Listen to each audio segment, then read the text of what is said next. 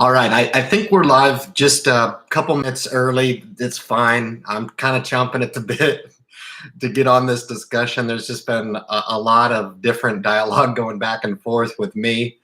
For you guys that are new to the live stream or viewing this after the live stream, my name is Ryan. I provide visibility through the Independent Investor channel on everything investing, and it's really good to talk about what's going on in the stock market right now.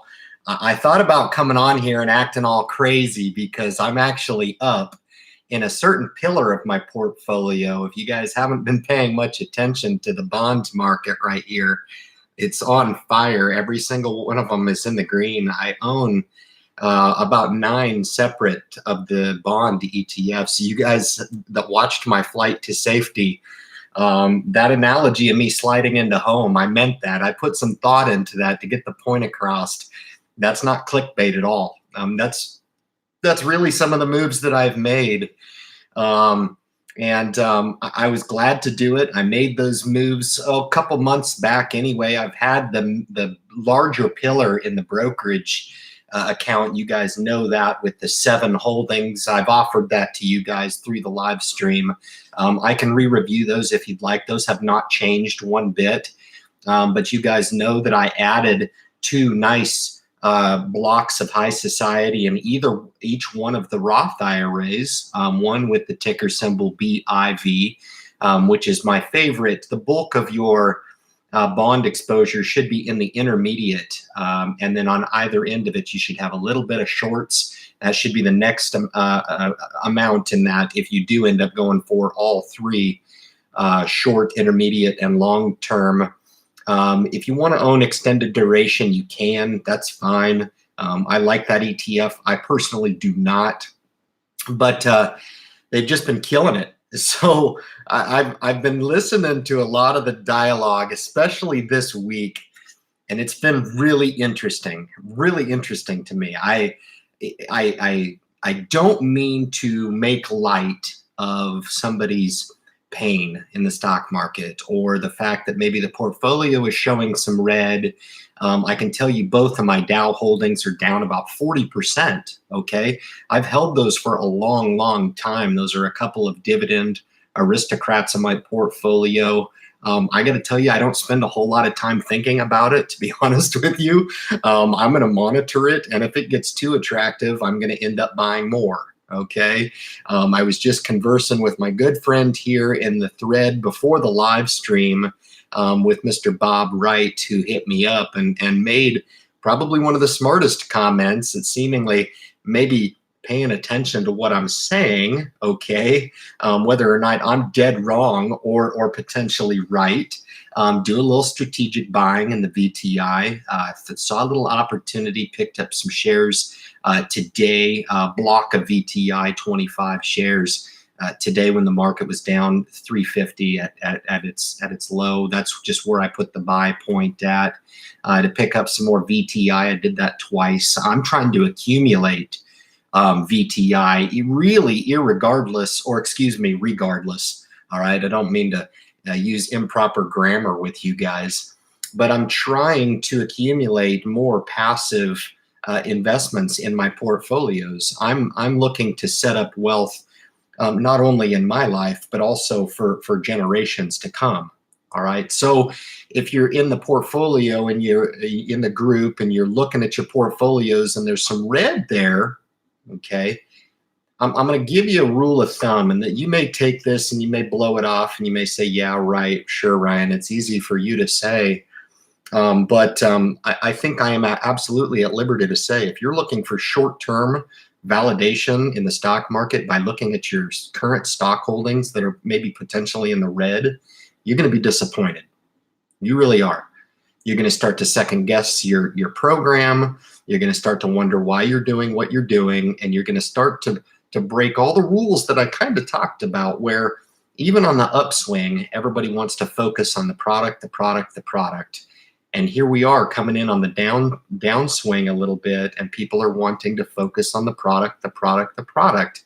Now, the error in both of those scenarios is that Remember on the upswing when I talked about focusing on your program, your program, your program. And here in the downswing, you should be focusing on your program, your program, your program. While you're focused on the product, it's taking your attention away from where your focus should be. If you set your program up in a way that could potentially anticipate a market downturn like we're getting right now, it would have prepared you. And nothing can really prepare you for what's going on now.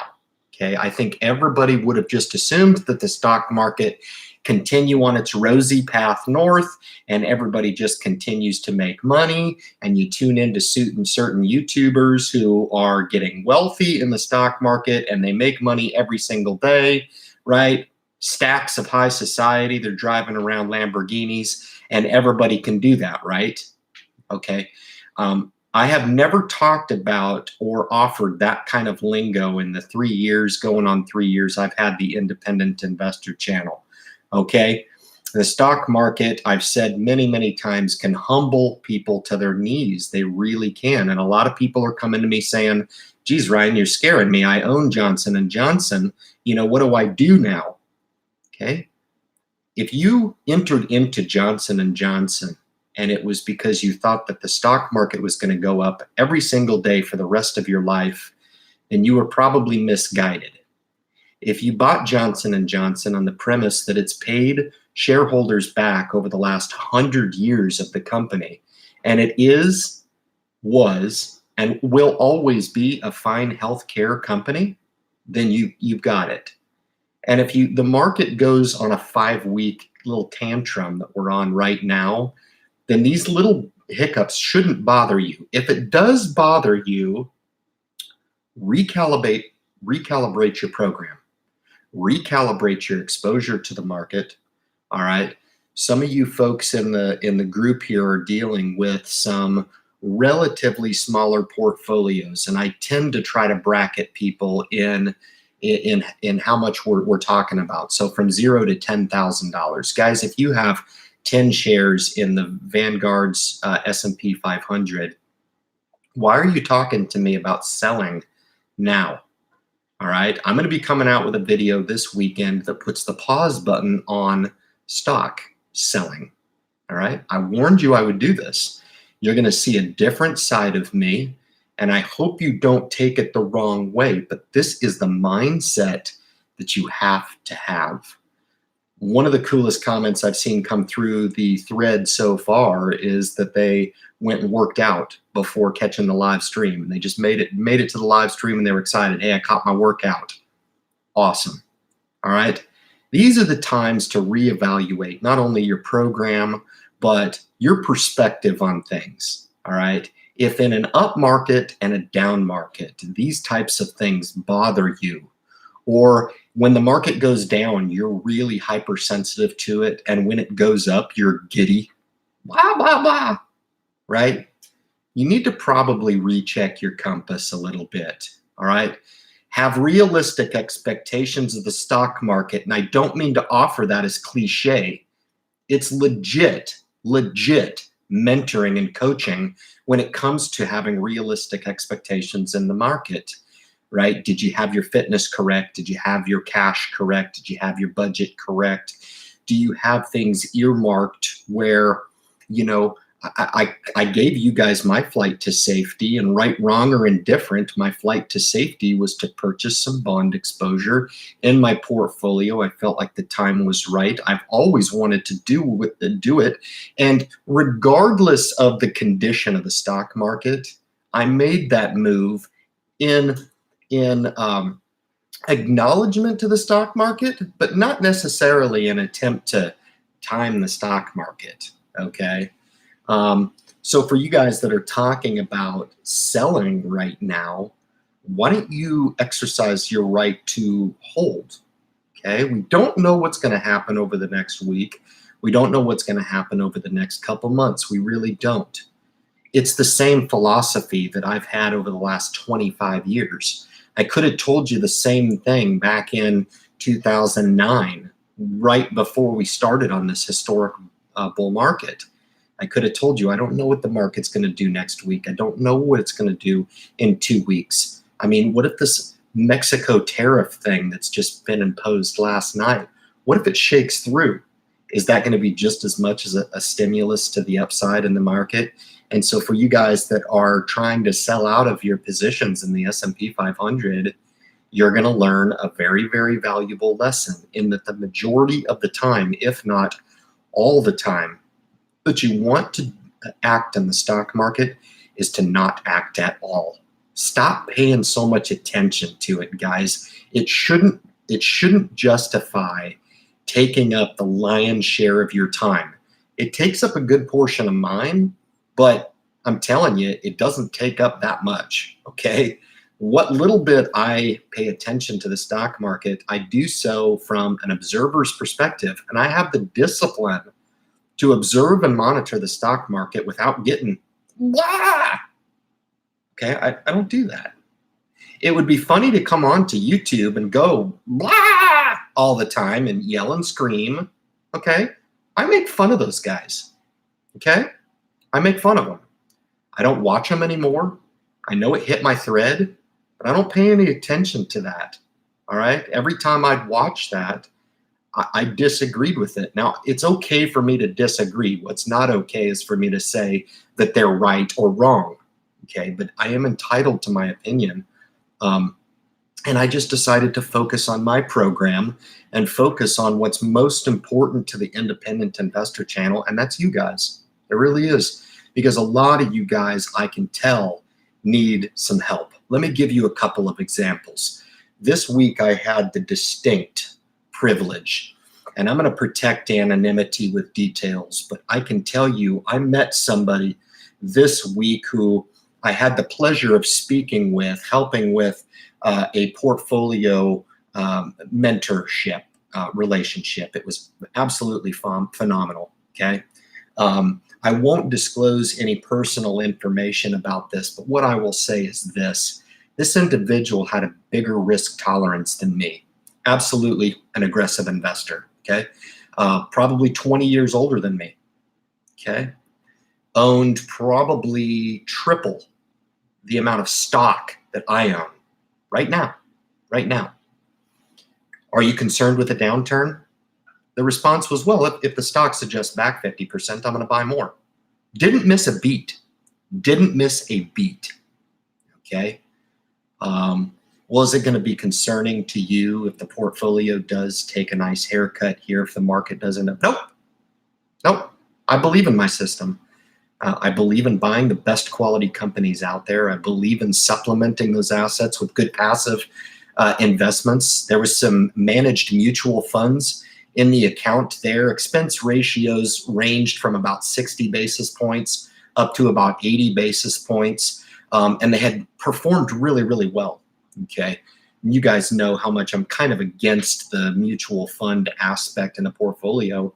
But this individual had all of the sector ETFs from Vanguard, VTI, VOO, a couple others in there, emerging markets from Vanguard. And just getting to talking to this person was so refreshing about what it is that you have to have with regard to your mindset, the mindset. Because I'm looking at a portfolio of probably, I kid you not, probably 50, 60 stocks, probably about 10 managed mutual funds, all of the Vanguard ETFs, I kid you not, that you could ever own. The portfolio was phenomenal. And I will not disclose any type of details about the numbers in the portfolio. I will tell you it was sizable.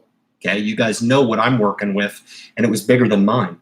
Are you worried? Are you worried about the condition of the market? Are you worried about the political environment? Are you worried about the geopolitical risk? Nope, not missing a beat. And I said, I cannot emphasize how refreshing it is to talk to somebody like that, to where I know that they're out there. And I know the flip side of the coin is that I will talk until I'm blue in the face to try to get people to understand just an iota of what this individual's mental makeup, brought to the stock market and the approach to the stock market. It was just phenomenal. All right. In the same week, this week, I dealt with an individual on the channel who wanted to come in. And I know the channel's getting bigger. That's great. I typically don't engage a whole lot in negative dialogue. Now, there's a difference between negative dialogue and constructive criticism of the channel. Constructive criticism, I'm very, very open with. Negative feedback, I'm not. I don't have patience for it. I don't. You guys know YouTube is a side thing for me, okay? I don't spend hours on hours on hours producing content to go on and appeal to the masses. I don't do that. I won't do that, and I never will. Now, we may improve the channel along the time that we have the channel into the future, because I see the channel doing some wonderful, wonderful things. But that's going to be for the loyal subscribers, the folks that are making their way into the live stream. I would do that for you guys, all right? But I was absolutely chastised, okay, on my apparent lack of attention to detail on a video that I put out almost 2 years ago. I think it was about 1.5 years ago, and it's my most popular video, where I was accused of being fishy, number one, and number two, I was accused of being misleading. Okay, and I just couldn't help but to think of, in the same week, I've got somebody who's tearing me up, okay, for attempting to introduce to somebody, because there was a time in my life where I didn't know the first Vanguard ETF that even would exist out there. And at least from an awareness perspective, I'm offering that to a ton of people, thousands of people through the YouTube channel that may just get some awareness out of the message, right? But to come on and imply that the message is misleading or I'm somehow fishy, I thought that was interesting. Was really to compare the two situations, you know, in the different mindsets that you can have. And it was a long pair. Somebody spent a ton of time just coming on thinking that they were going to find the cure for cancer by coming on and providing this articulate response to me, and somehow starting some sort of war over YouTube and proving the great independent investor channel host wrong. Guys, you know, I admit many, many times, sitting across from my live stream should be a lot like sitting across from somebody at the dinner table. Why is that? It's because I talk to my kids and my family the same way I talk to you guys. This is who I am, okay? I don't put on bells and whistles. I don't come on and profess to have all the answers. I don't profess to come onto YouTube and tell you that the investing landscape is something that you are guaranteed success in, okay? Now, I can tell you the strategies that are used to push up your guarantee of succeeding in the stock market, but it's ultimately up to you to listen. Not only listen, but to apply, okay? And the difference in those two scenarios that I found really, really ironic was how the one situation was willing to deploy every single technique that is known in the investing community to have historically worked. And the other I found that was an interesting thing, and I find this deficiency in a lot of people, in that they just want to focus on, you know, this fund is better than this fund. Ryan, you said this about this VTI, but the VOO is this. And it's like, man alive, guys, if we're going to split hairs on this thing and thinking because I may potentially have misspoken or made a misapplication about the VOO and the technicals that make up those specific offerings from Vanguard, come on and offer those. You know, I'm not immune to making mistakes. And that's why I think a lot of people come onto the channel and they join the live stream, because they get the feeling that I'm actually a real person. Real. I think there's a bunch of clowns on TV now that go on and they make millions and millions, even billions of dollars for acting like clowns every single day, man. And I think some of the best things you could possibly do is shut that garbage off. Shut it off. Shut it off. Find something in your life. Find one thing that you can improve. If you want to stop drinking brown soda, go ahead. You want to quit smoking cigarettes, go ahead. You want to lighten up on the drinking, go ahead. You want to exercise more, go ahead. It'll all make you a better investor. All of it. Okay? Don't look at investing to be something that is outside of what the investing world can deliver to you in its capacity. Okay? Investing is only going to give you one of two things. Okay? One of two things. Stock markets are going to go up and stock markets are going to go down. All right? The route to success is to build your plan to profit from both scenarios. And every single piece of coaching and mentoring that I offer through the Independent Investor channel is built around those two premises. I don't care if you're investing for mom, right? The rules still apply, okay? If mom's 60 years old, does she need to be exposed to the VOO here at 60 years old? I don't know, because I don't have the other answers. Is there a fundamental base in the account? Is the VOO being invested in another layer of a much larger existing portfolio, right? What is the risk tolerance to the stock market? VOO is a phenomenal fund, but in the wrong risk tolerance, okay, it can be dangerous, because then you start to get talks of taking profit and selling out of a passive asset that's meant to be bought and held over time, okay?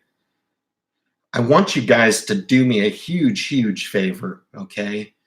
Attempt to stop focusing so much on the red. It was the very first comment I got. And I don't mean to single you out because I love you. I really do. My eyes go to the red too, all right? It really does. I acknowledge that it's there, but then I start looking at other things. And if I need to, I'm initiating the stop sell right now, okay? The video that'll be coming out this weekend will be to hit the pause button, okay? Now's the time to hit the pause button on selling, okay? Now is not the time that you want to be trying to outthink the market and sell. Why? Because it's irrational. It's irrational selling at this point. You cannot justify selling right now for any other way. It's the last thing I want to do. I look at my portfolio, I see red, I'm fine with it. I'm thinking about buying more or exercising my right to hold. Why? Because I'm an investor. And that's the way investors think about building wealth. Okay? I'm not looking at the portfolio and seeing red and trying to extract some sort of validation from that red in the portfolio as to why I'm doing what I'm doing. Okay? That validation for me has come many moons ago. All right? And I just want that perspective for you guys. Remember the two scenarios? All right? That person that I spoke with, really, I just want to impart to you how amazing it was. Thank you for that, Daniel. I appreciate that. That's very kind of you. Again, without the poll this week. But I'm just in a killer mood. I really am.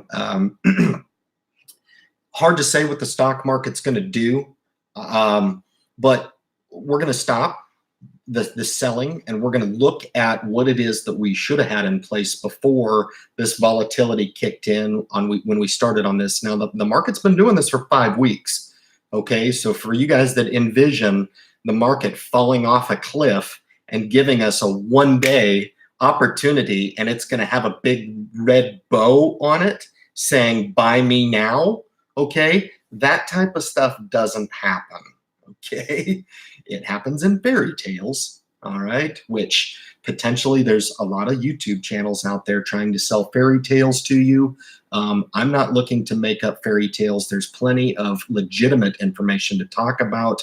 That's typically what we look to revolve the conversation around, is how we can win in this situation. Maybe evaluate where you are, evaluate maybe if it's cutting a little bit too deep, reevaluate your risk tolerance, okay? Use your risk tolerance or allocation, portfolio allocator tools in your portfolio to adjust your risk back a little bit, right? Take a look at what a conservative investor would look like right here. Take a look at what a moderate investor. If you come to the channel, I have people that come to the channel all the time and they're like, Ryan, I'm an aggressive investor. I'm aggressive. Really? Have you ever invested before? No, but I'm aggressive. Really? So they take $1,000 and they're down $200. The market adjusts back 20%. And they're like, holy crap, this is terrible. I'm out. You're not an aggressive investor then. Okay. So make sure you're being fair to yourself. All right. Want to welcome everybody make their way into the live stream. This is the 53rd live stream. Pretty proud of this product. And for these 2 hours, they got me started at work, and they know I'm like a chainsaw for financial discussion. If they start the chainsaw, they know I can talk about it at length, but I really, really enjoy this. I hope you guys do as well. This is really aimed at providing transparency for the community. So I'm going to get to the group right now. Keep on posting your, I got a very robust group tonight. I thought that I would. I just think there's a lot of people that typically start to buy into some of the commonplace comments that I get when the market starts to do something other than go up. It's a big surprise, I know, and I hate to mock, some of the, I've kind of mocked myself a little bit because even I'm like, this is not really that. I didn't really foresee us going into a trade war with Mexico, but it happened. It could happen as soon as June 10th. So that ought to be fun. So buckle your seatbelt. We'll see what happens. Hopefully Mexico helps us with this deal so we don't have to initiate a 5% tariff. I really don't think, I think that hurts both parties. I don't think that that's typically the way that we can negotiate, but we'll see what happens. But that's what's going on. And we don't have any control over that. What we have control over is our own programs, okay? And that's what I typically like to put a lot of the focus on. And I think, unfortunately, a lot of people tend to spend a lot of their time focusing on other programs as well, okay? And I'd like to put the focus back on your program, but I do appreciate you coming on and striking some financial discussion up, awareness of the stock market, where we are now, where we think we're going from here.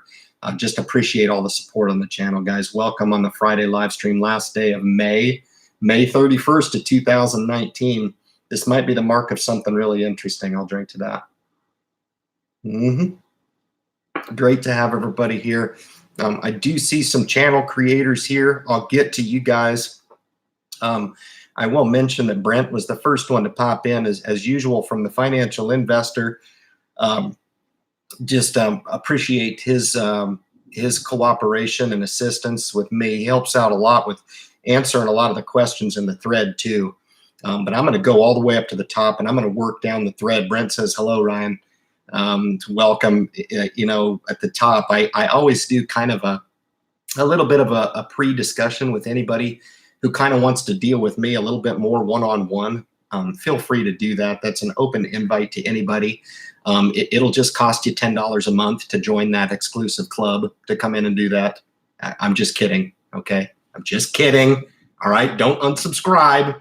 Just kidding. The information's free of charge.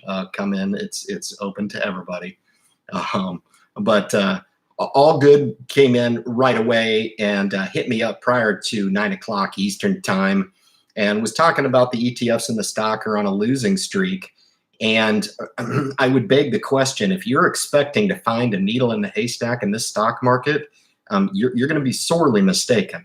All right. You can have a hard time finding any success in a market when it's doing this. All right. And there's a few out there. I'm really, really surprised at Alibaba. Alibaba's really taken a step back, but I'm more surprised at Baidu. I'm more surprised at those two stocks. I really am. If anything positive shakes through on any one of those two stocks, I would encourage you guys that are the techies in the group to take a look at the PEGI ratio, the price to earnings to growth ratio, which is a very, very interesting, if not my favorite metric to value how much a company is earning compared to their current stock price. And anytime we get to a ratio less than 1, I would highly consider you guys looking at those two fine companies. Fantastic. Google equivalent on the China side. And then, of course, the eBay equivalent. Everybody thinks it's the equivalent to Amazon. It's not. If you want the Amazon equivalent, you can go by JD.com, which is another just phenomenal company. But I'm watching those two, but I'm using some discipline and I'm not buying growth right here. So just some interesting names I've paid attention to, but don't think that you're going to look at the portfolio when we've had every single day of every single week for the last 5 weeks seemingly has gone down. Okay. You're not going to come out of that unscathed. You're not. The only solution to look at is either to hold or buy more. Okay. We take the option to sell off the table. Okay. Be an investor, guys. All right. You're not gonna lose sleep over being an investor. There will be a time when you look back on these volatile times and you're like, wow, Ryan was right. Thank you so much for keeping my freaking direction pointed north. Okay? Don't get caught up in the short-term validation. Okay? Don't think by taking profits quickly now is going to somehow solve your solution. And you're going to go from an investor to a non-investor and somehow profit from that. Okay, you're not. You're not. The time to take profits has come and it is gone. All right. The next comment I've got, Brent is hitting me up asking me if I watched Jeremy's new video. I don't know who Jeremy is, so I don't know who he's talking about there. So I don't know. I'm the only financial channel on YouTube that I'm aware of anyway. It's really the only one that I pay attention to. I do like my featured channels. Financial Investor is one of them. Ryan Scribner is my favorite. Nate O'Brien, just to name a few. Marvin with the Financial Investor. Excuse me, not the Financial Investor. He's, I forget the name of his channel anyway. He hasn't come out with any content for a while, but I just love Marvin. I always love him. He's a great guy. And he came out with some killer content there to start. But I don't know who you're talking about when you're talking about Jeremy. I don't watch other videos anymore on YouTube. I'm focused on my project and what we can do to empower investors. The next comment says that there was a video that this individual, Jeremy, whoever he talks about, I don't know, was up $56,000 on May 3rd. So in less than a month, he lost $54,000. That's awesome. That's cool. That's great. I think there probably would have been more fun had this individual, Jeremy, that you speak of, fly to Las Vegas and just have some fun at the craps table, to be honest with you, because that's not investing. I'll give you a second to think about it if you'd like. I'm proud to be an investor. And there's a ton of people that share the same sentiment with me. The individual that I spoke with this week was so refreshing, so refreshing. And they don't need to go onto YouTube and show off their $500,000 portfolio. A lot of the people who have wealth, they don't talk about it. They don't act like it because they have the frugal discipline, right, that is indicative of somebody who's frugal for long enough and is responsible with their money and not misaligning a potential salary that they have and the expenditures that they take on. Eventually, over time, you'll get ahead. You'll get ahead. If you cut out things that you don't need and you focus on the things that you do need, this individual's priority every 2 weeks was going and buying stock. How many of you guys have that priority? I don't. I don't buy stock every 2 weeks. And I heard this and I was like, whoa, that's amazing. The priority number one is accumulating wealth through the purchase of single stock and ETF and mutual funds. I found that fascinating. It's fascinating. And at the same time, during the same week, I have people coming to me talking about selling stock in a portfolio that's worth way less than $10,000. Guys, if there's anything that you want to take away from this live stream in one word, think about perspective. think about it. Do you have it, or do you need to work on it? If you need to work on it, awesome. You're probably stepping into a much grander world in dealing with investments, both on the upswing and the downswing. Remember the giddiness and the wanting to jump off a cliff when it goes down, okay? Have some perspective, okay? But the losses in May, that's awesome. I applaud that. I think the Independent Investor channel responded back to that, and I'll read my response to the community now. You guys will be interested in this. It says, eventually he'll lose, whoever this is, whoever you guys are talking about there. By my calculation, with all due respect, he's still making up for 187,000 in losses. Okay. Should take him the rest of his life. Hope it was worth it. All right. So for you guys that are interested in investing and building wealth over time, building that foundation is paramount. Okay. We don't need to be talking about selling the S&P 500 here down 6-7%, whatever it is, right? It doesn't matter.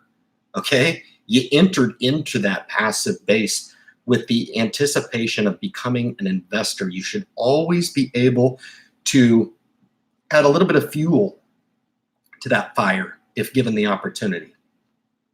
Just this week, strategic buy the VTI. Okay, it was the only stock purchase I made this week. It was the only one. My flight to safety video I released this week was indicative of moves that I had made to buy those stacks of high society in the bond portfolio.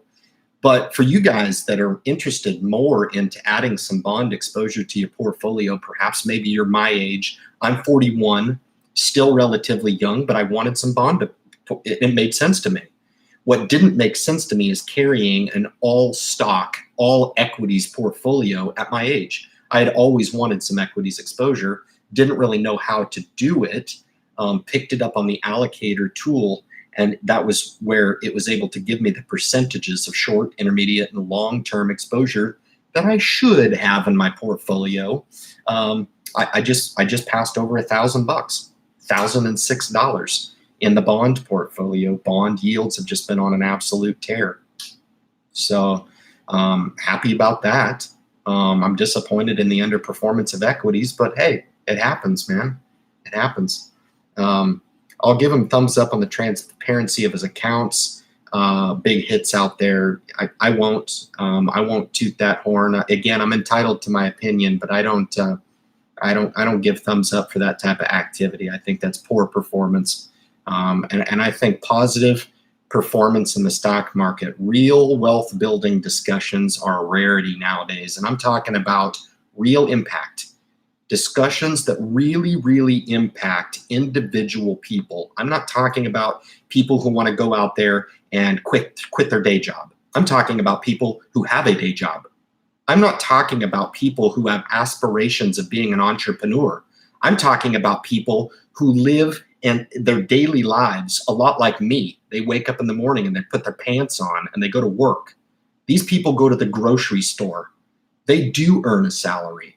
They do love their jobs, okay? And a lot of these people are just looking for an additional edge. And let me tell you guys, there's nothing wrong with that. Nothing. Maybe raising a family too, I'll throw that in there. You know, for a lot of people who are just looking to achieve the almighty dollar, we forget sometimes the importance of spirituality and family, okay? I had something happen today at work that reminded me of that. Colleague of mine, after 25 years, hung it up. And for anybody who's had the opportunity to hear one of those culmination speeches after 25 years, man, it's really, really moving to understand that your life wasn't just a shallow pursuit of money. It was something much, much deeper than that. And it meant a lot, not only to yourself, but your family, but the people that you interacted with, all right? And I just think that there is a deeper picture, all right? All right, let's cruise on down. Do you think you learned a lesson about taking profit? I don't know, probably. I guess you can just hit the reset button and do it again, I guess. No, that's not how the stock market works, guys. Remember when I was transparent and was coming on to YouTube free of charge? Remember, I didn't charge you for any type of club. I was being open and honest with my trading activity on the positions that I was taking, some of the growth stuff that I was engaged with, actively taking profits, made profit on every trade I made. I don't sell stock in the red. That's absurd. Why? I'm just going to wait. But I was open and transparent about that specific time frame, and I don't know. Some of these people probably should have kicked into the independent investor channel and caught some of my content. To probably could have saved them 50 grand. Too late. So I've got Bobby Singh here in the group. Hello, Ryan, longtime follower, first time poster. I love to see that stuff. Welcome to you. I typically try my best to commit a lot of stuff to memory when you guys pop in here. So I do remember quite a bit. So if you do ask me a question, man, now's the time to do it. Catch me up and take advantage of the transparency. There are times you just have to cut the cord. There's Brent talking some wisdom. Cut the cord in the investing world is stop losses. I don't believe in them. I can't tell you how many times I would have been stopped out of a position only to see the position turn back north again and make me a ton of profit. I'm just willing to take a stock position into deeper water than most. Perhaps maybe I'm a little bit crazy upstairs. I don't know. I just think it's unnatural for a lot of people to watch their money adjust back. To me, it makes perfect sense. And I've proven that many, many times over. That maybe it's not the time to panic. Maybe it's time to just take that stock into some deeper water and let it recover. Okay. Intel. Question came up in the group here. Is Intel going to stop going down? I don't know. I mean, it's oversold right here. You know, just a month and a half ago it was at $58 a share. That's where I took the first level of profit. Picked up some shares in 50. Now it's at 44. Does that mean I'm an idiot? No. Does it mean I made an ill-timed investment? Maybe. Now, in retrospect, anybody got a reset button for me? We're talking about a position in a stock that's relatively small in my portfolio, right? We're talking, you know, around 1%. I don't know if it's under 1 or a little over 1, but we're talking about a $3,300 position, that of which it started at $1,500. Remember scaling into a position? I took a scaled position at 50, was able to pick up more at 45. Am I in a bad position? Nope. It's called being in the driver's seat, baby. That was my Ron White for you guys. So, you know, it's like being in the driver's seat. Wait till she goes up over 50 again. We'll be good. And I'll tell you all about it. Okay. It's not that difficult, guys. It's not that difficult, but don't try to make more out of it than it is. Do I think it's oversold? Yeah. Do I think it could see 38? Yeah, sure. Chips are getting absolutely hammered right now. You want to know how come nobody's talking about NVIDIA right here? Nobody. Everybody was talking about it in the entire YouTube community, talking about NVIDIA. It's the hottest stock. Everybody's buying it. Everybody's going to buy it. It's going to $1,000. Nobody's talking about it right here. Now's the time you want to be buying it. Come on, guys. You got to think when nobody else is thinking. That's the game. All right? And buying VTI on a down day like today at 350, even though the market could continue to go down, doesn't mean it's a bad move. It's a strategic move. Okay? It could work out for me next week. It could work out against me next week. I don't know. But that's the beauty, that I'll be there next week to fight the battle for sure. All right? Good stuff. All right, I'm going to cruise down here. I'm going to say hi to some of my folks in the group. Again, Brent, thanks for coming in. Obviously, great opportunity to come in, converse with multiple channel creators. I tend to bring in, as the facilitator of the discussion, I feel like I'm fairly good at it, you know, bringing up different topics that we should be talking about things that are actually important. I've got Bob Wright here in the group, just a great friend of the channel. Still picking up VTI. That's kind of got what I got started. And I don't know what block of share he's talking about there. It could be one, could be two. I mean, you guys that have M1 Finance or First Trade, you guys know you have the ability to buy stock every day if you want. You can buy stock every day. It's free of charge, right? You're not restricted in a larger brokerage to getting hammered with $7.95 every single time you want to move and buy some stock. You want to buy some stock now? Do it in an account that's on the front of the wave, not the back, allowing great access to the stock market in some of these cutting edge brokers. Okay. Robinhood is part of that for you guys that are just absolute Robinhood diehard fans again. And I don't know if this has changed, but I will continue to be down on Robinhood until they offer retirement accounts. Okay. The two affiliate programs that I offer, First Trade and M1, the links are in the description below. If you kick over to those links, please understand that I will receive a compensation on the channel. That's my commercial, okay? I'm supposed to disclose that to my group. I feel like you guys are all my friends. Y'all know that anyway, but it's one of the very few ways of revenue stream for making my time available to the channel. So certainly, and I invest in both of those platforms. They both offer retirement accounts. They both allow, I don't want to say small-time investors, but beginning investors that don't want to be consumed with trading fees to get involved in those accounts and invest as often or as infrequently as you'd like. It's very cool, cutting-edge stuff. All right, so keep that in mind. Bob Wright says, I love a sale. I don't know if I'd get too premature on calling this a sale.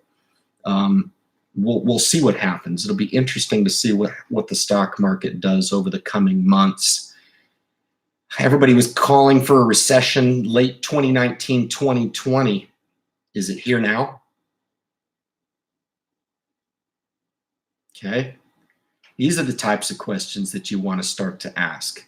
For you guys that are losing your cotton picking minds right here, down 7%, what are you going to do when it's down 40? Okay. You're going to become ironclad in your approach next time and not just hear me, but you didn't listen to me. All right. Stock market, very humbling place. You have to approach the stock market like it is a war. It is not a game. Okay. Not a game. That's why I consider myself to be the only YouTube channel on YouTube, because I'm the only one that approaches it that way. And until somebody wants to see, nobody wants to come on my channel because I'm just a small fella. But for you guys that have actually been with me a while, you know that that's the real talk. And, you know, staying long on the stock market, that's why I consider it to be one of the most difficult, easiest things that you can do at the same time. Stay long on the stock market. If you've bought VOO for mom, right? How long ago did you buy it? 2 months ago, right? And now you're already talking about rotating out of the S&P 500. Maybe you've owned it a couple of years, and maybe it is prudent to take a couple shares off the table. I'm not telling you what to do.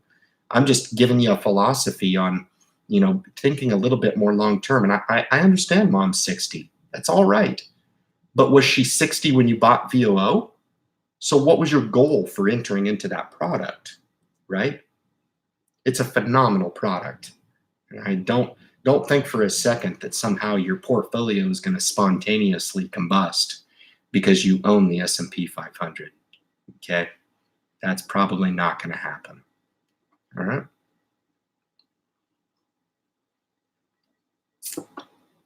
So Brent says that 178 support after hours on Apple at 174.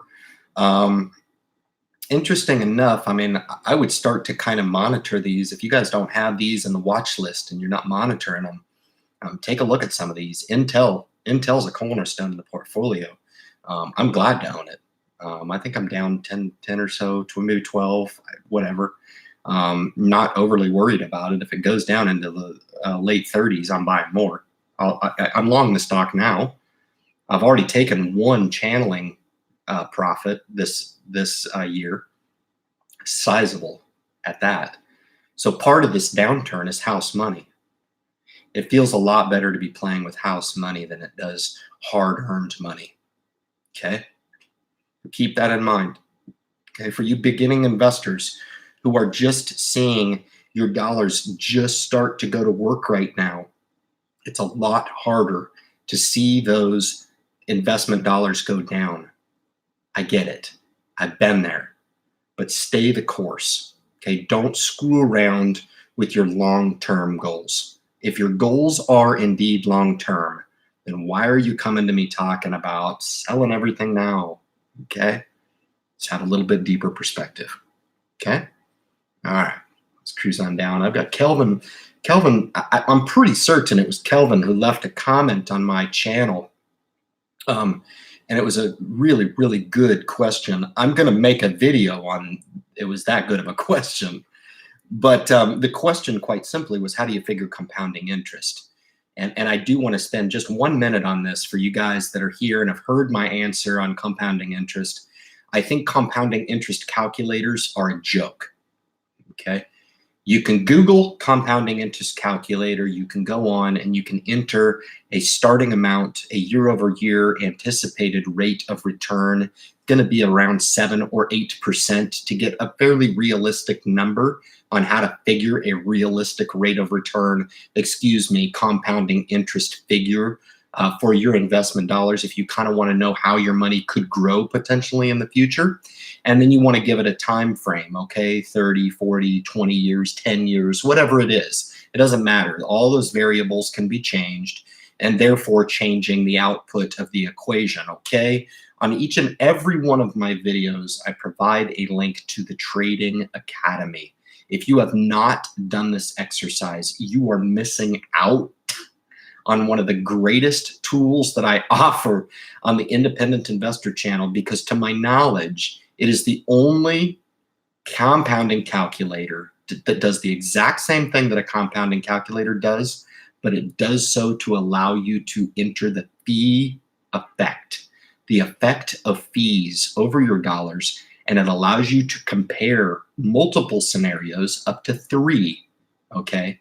So if you had a managed situation number 1, for example, with, let's say, Edward Jones, okay, and they were charging you 3% of a management fee cumulative to manage your money, you could put that 3% in there and you could run a scenario out 20, 30, 40. For some of you guys, for crying out loud, it could be 50 years. That's when it really gets scary. We're not talking 7 figures. We're talking 8. It's scary. Anyway, you put it in there and you can compare it to some of the Vanguard ETF passives. You can compare it to some of the managed mutual funds. I don't care. But compare it, okay? And it'll kick you out not only your compounding amount that you could be working toward. If you stay on a contribution schedule, it'll ask you how much to contribute to it. Very, very easy exercise to work through on the Trading Academy. That link is in the bottom of every single one of my 300 videos that I put online. Why? It's because it is one of the very greatest tools that I offer through the channel, because it has the power for somebody to work through that exercise and be empowered. They can be empowered. They can look at it and be like, wow, there's $278,662 of difference between this 3% fee and this 0.03 fee in the VTI. There's hundreds of thousands of dollars of difference between these 2 scenarios. I'm sold. That's all I need to see. It's not worth me taking over $250,000 and giving it away over the next 20 or 30 years, okay? What if it was 40? And then you start answering these questions for yourself and you're like, God, let me go back. I'm going to change the factor in the compounding calculator, and then you're really going to open your eyes. And typically for people who've never seen a compounding calculator exercise, the one that I explain where they're comparing the fees, okay, nobody talks about this. Nobody. The financial planners don't want you to know about it. This is why I came out with the channel. This is the very nerve cell. This is the very backbone of the channel, is to help facilitate the discussion and open people's eyes about how much is being lost to fees, okay? If you ever wondered how they have this much money to put commercial after commercial after commercial on TV, y'all are paying for that. Not you, but those people who have their money in financial planning situations. All right. All that money goes to pay for that advertising to keep the money machine rolling. Okay. Keep new clients in, keep them naive to the fact that they're giving away the farm over their life, and they're buying people's time. They really are. People are giving away their time, right? They're giving away their time for the right to do something that they could do for free. Okay. They can do it for free, but they're giving away the farm. And that's the best answer I can get. I think you were the one, Kelvin. I don't think I'm mistaken there. If I am, I forgive you. You guys all just got a lesson on compounding interest. But man alive, spend 5 or 10 minutes. There will be at least one investor, one new investor that hears what I just said for the last couple minutes and is like, you know what? I don't want to do this, but I'm going to do it. To heck with it. I'm going to throw fate to the wind. Ryan just mentioned something that he was really, really passionate about. He's probably wrong, right? He doesn't even know the difference between VOO and VTI, all right? He's probably wrong, but I'm going to go check it out. There's going to be at least one person to do that has a hard time sleeping the night that they do it, because it's going to be an eye-opener. It's going to be an eye-opener. It really is. And I call it something else. I call it empowered, because that's where you realize the power of not getting caught up in short term. Should I sell the VOO now? You buy into the prospect of long-term capital appreciation and compounding appreciation over time. All right, it's awesome. I opened up my Vanguard account today, so that's what this individual did.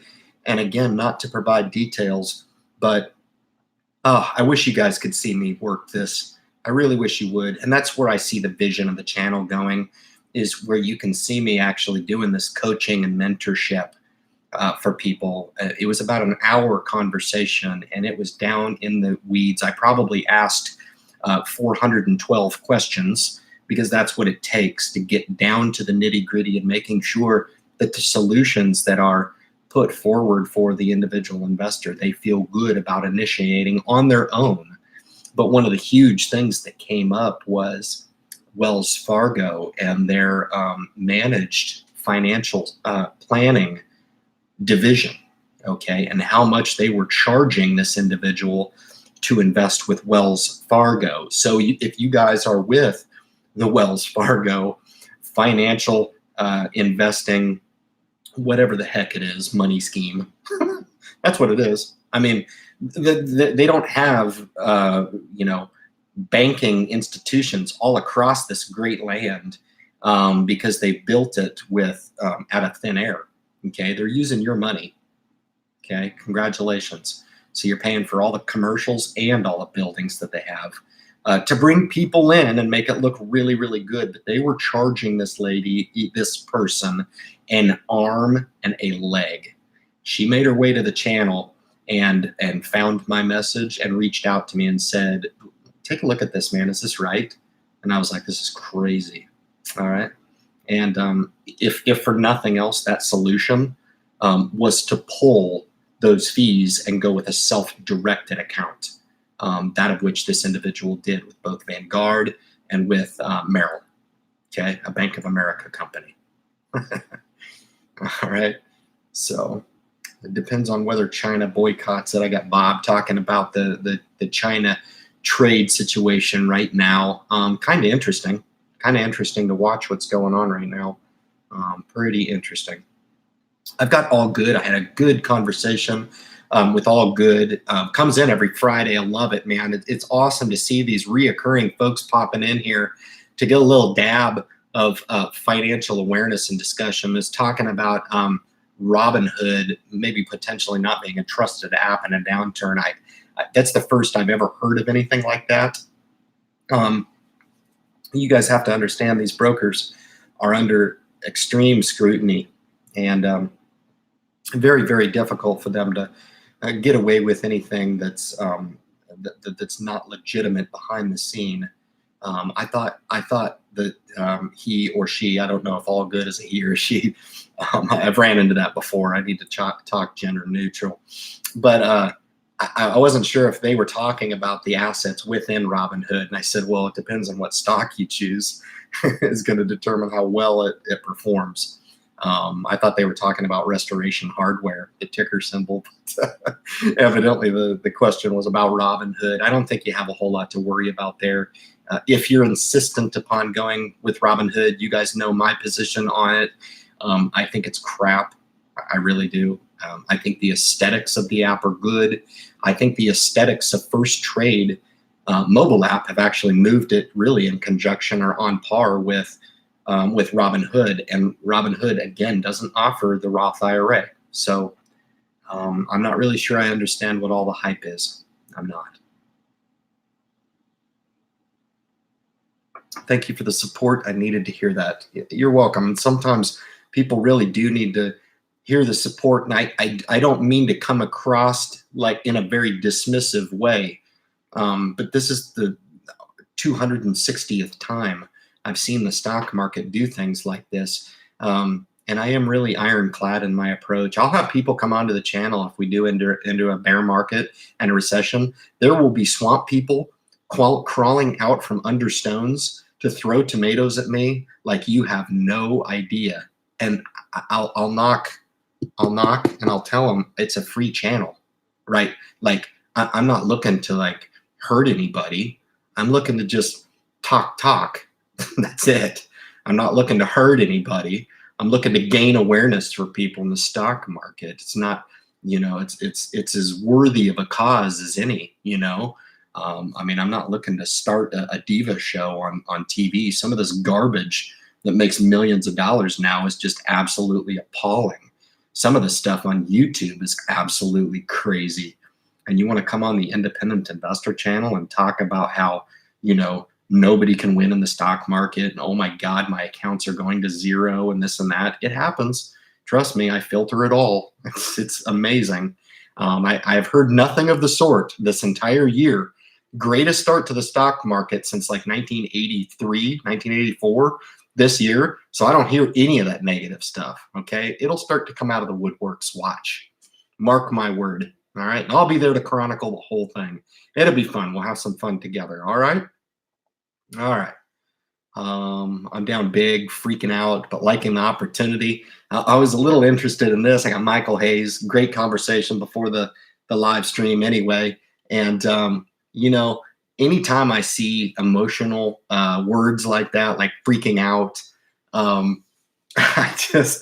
gotta laugh a little bit. And I'm not laughing at you. I'm just laughing at the, just be careful. This is business.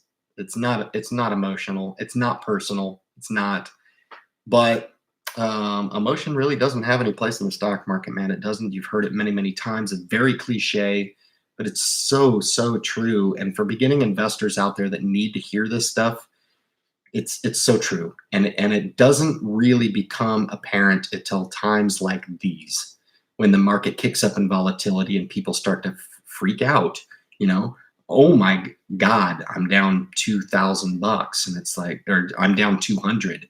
And it's like, oh my God, I own 6 shares of the VOO. Ryan, what do I do? You hold it.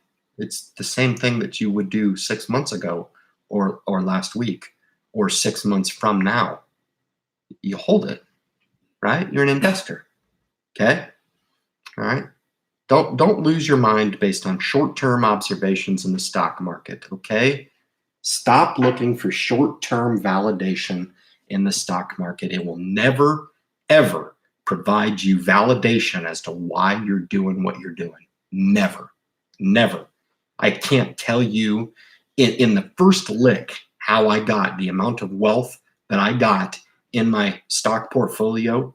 All I can do is give you the fundamental tools that I've used, followed, evolved in over time, and hopefully you guys can deploy some or maybe all of those techniques for yourself. But again, I can't tell you how I can't look at my portfolio and say, I'm the greatest investor ever. I'm going to make a YouTube channel and basically tell everybody that they can come on and they can be a great investor too. They can invest and in 10 years, they can retire and quit their job. Okay. No way. That's not how it works.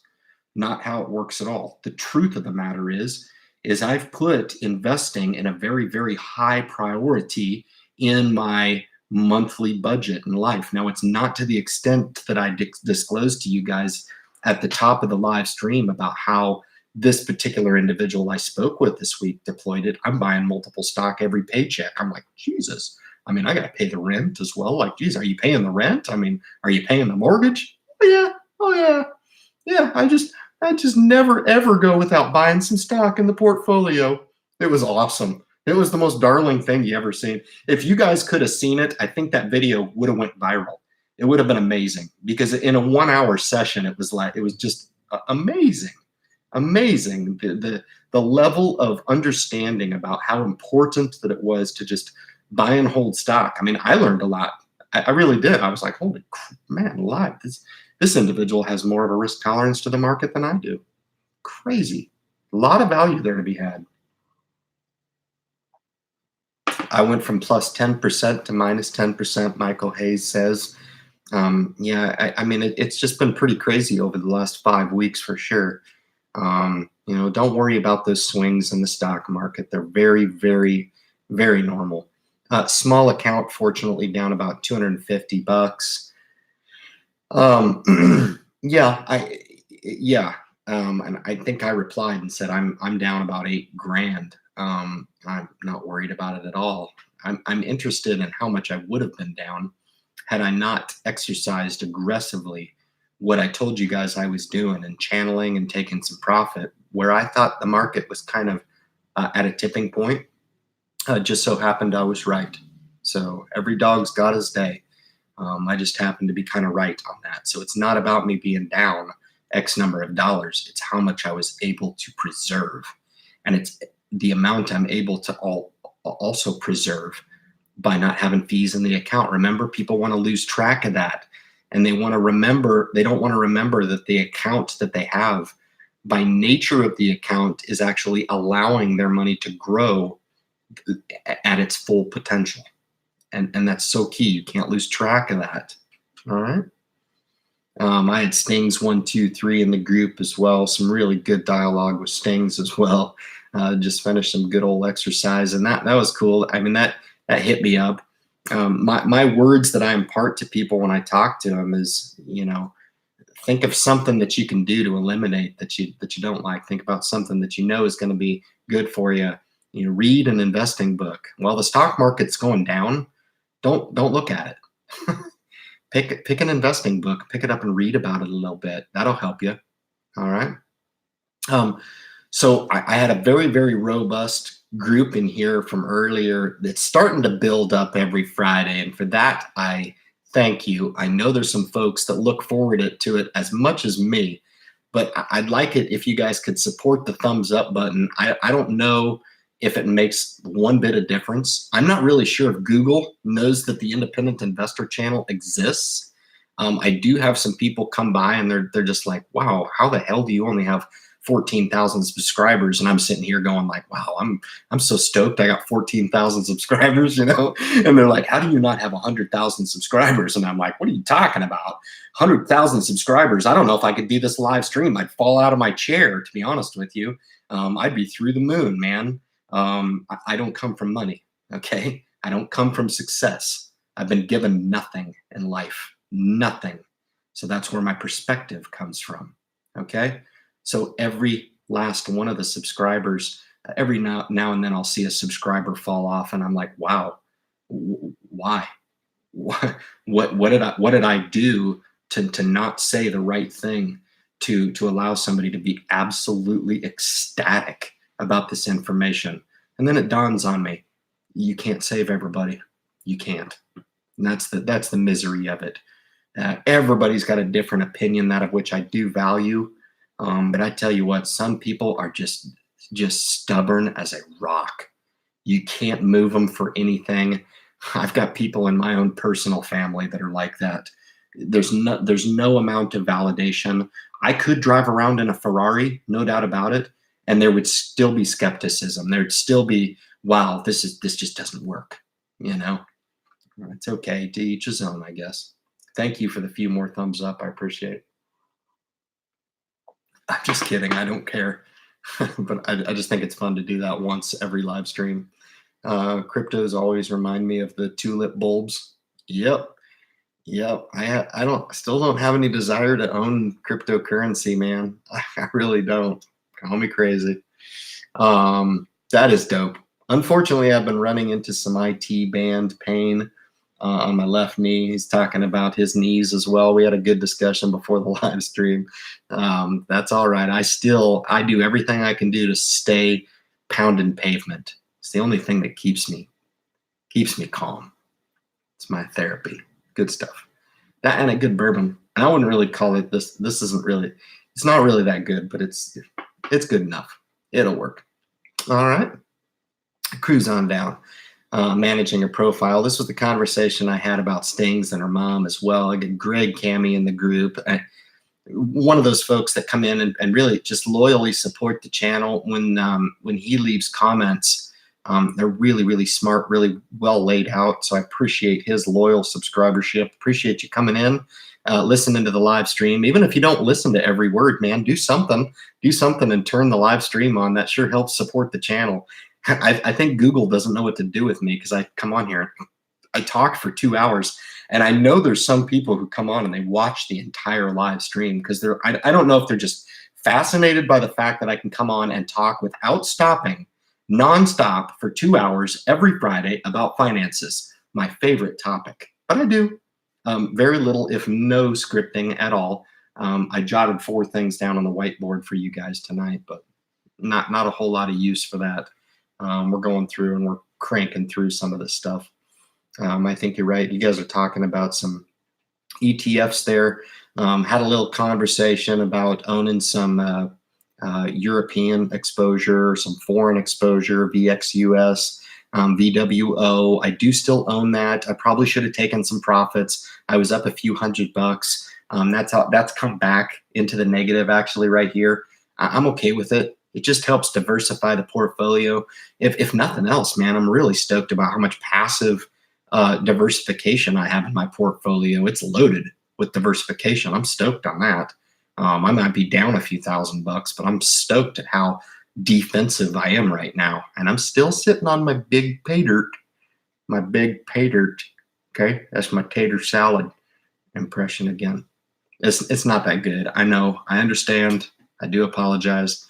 I'm sure if I had Doug Whitaker in the group here, he'd be the only one laughing at me. So, but I don't see him in the group. So you guys are probably like, oh my God, this guy's an absolute disaster. Anyway, I got Christopher Blaine in the group here. He says he's stoked he made it into the group. Don't call me late for dinner. I swear if this market plummets, I'm taking some of my emergency fund cash. I just got done talking about that.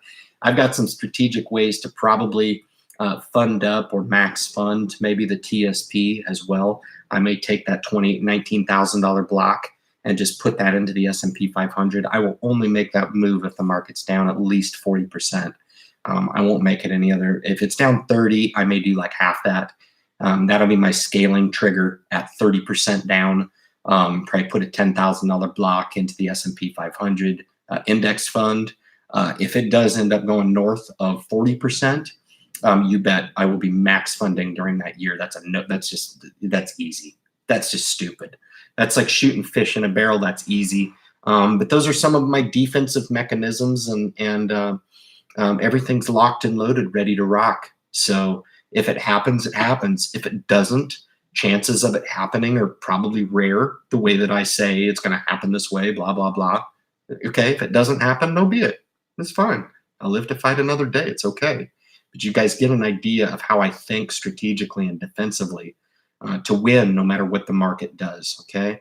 I've got K97, who is an absolute phenomenal, loyal subscriber. I wish I could just pat this person on the head because I love them, all right? Really interesting that when last tariffs put in place, everyone thought markets would tank, but it went up 9% and has continued up.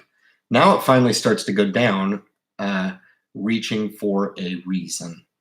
That's an interesting comment. It really is. I couldn't agree more. It was during that 9% upswing that I was actually selling some stock because I was like, this is kind of silly. I didn't really see a whole lot of rationale for it. And I thought if there was going to be any time of taking some profits, again, I don't know, man. The Jeremy, I think his name was Jeremy, who you guys are talking about, probably should have come into the independent investor channel, got some fundamentals of investing, could have saved 40, 50 grand, that would have been a new Tesla. It would have been a new Tesla, you know? Hmm. Oh, well, now the money's gone. Poof, it's gone. All right. Too bad. So sad. I've got J Mac investing in the group here. Awesome to see you, man. Finally, some buying opportunities. I wouldn't get so overzealous. I do agree with you. I'm doing some strategic buying here in chunks. Okay. I had some cash earmarked in the Roth IRA to funnel into some more passive assets. The older I get and the more I want to set up generational wealth for my children, the more passive I'm getting, and the more I've justified the importance of having a good block of dividend-paying stocks in the portfolio. I'll continue to build that.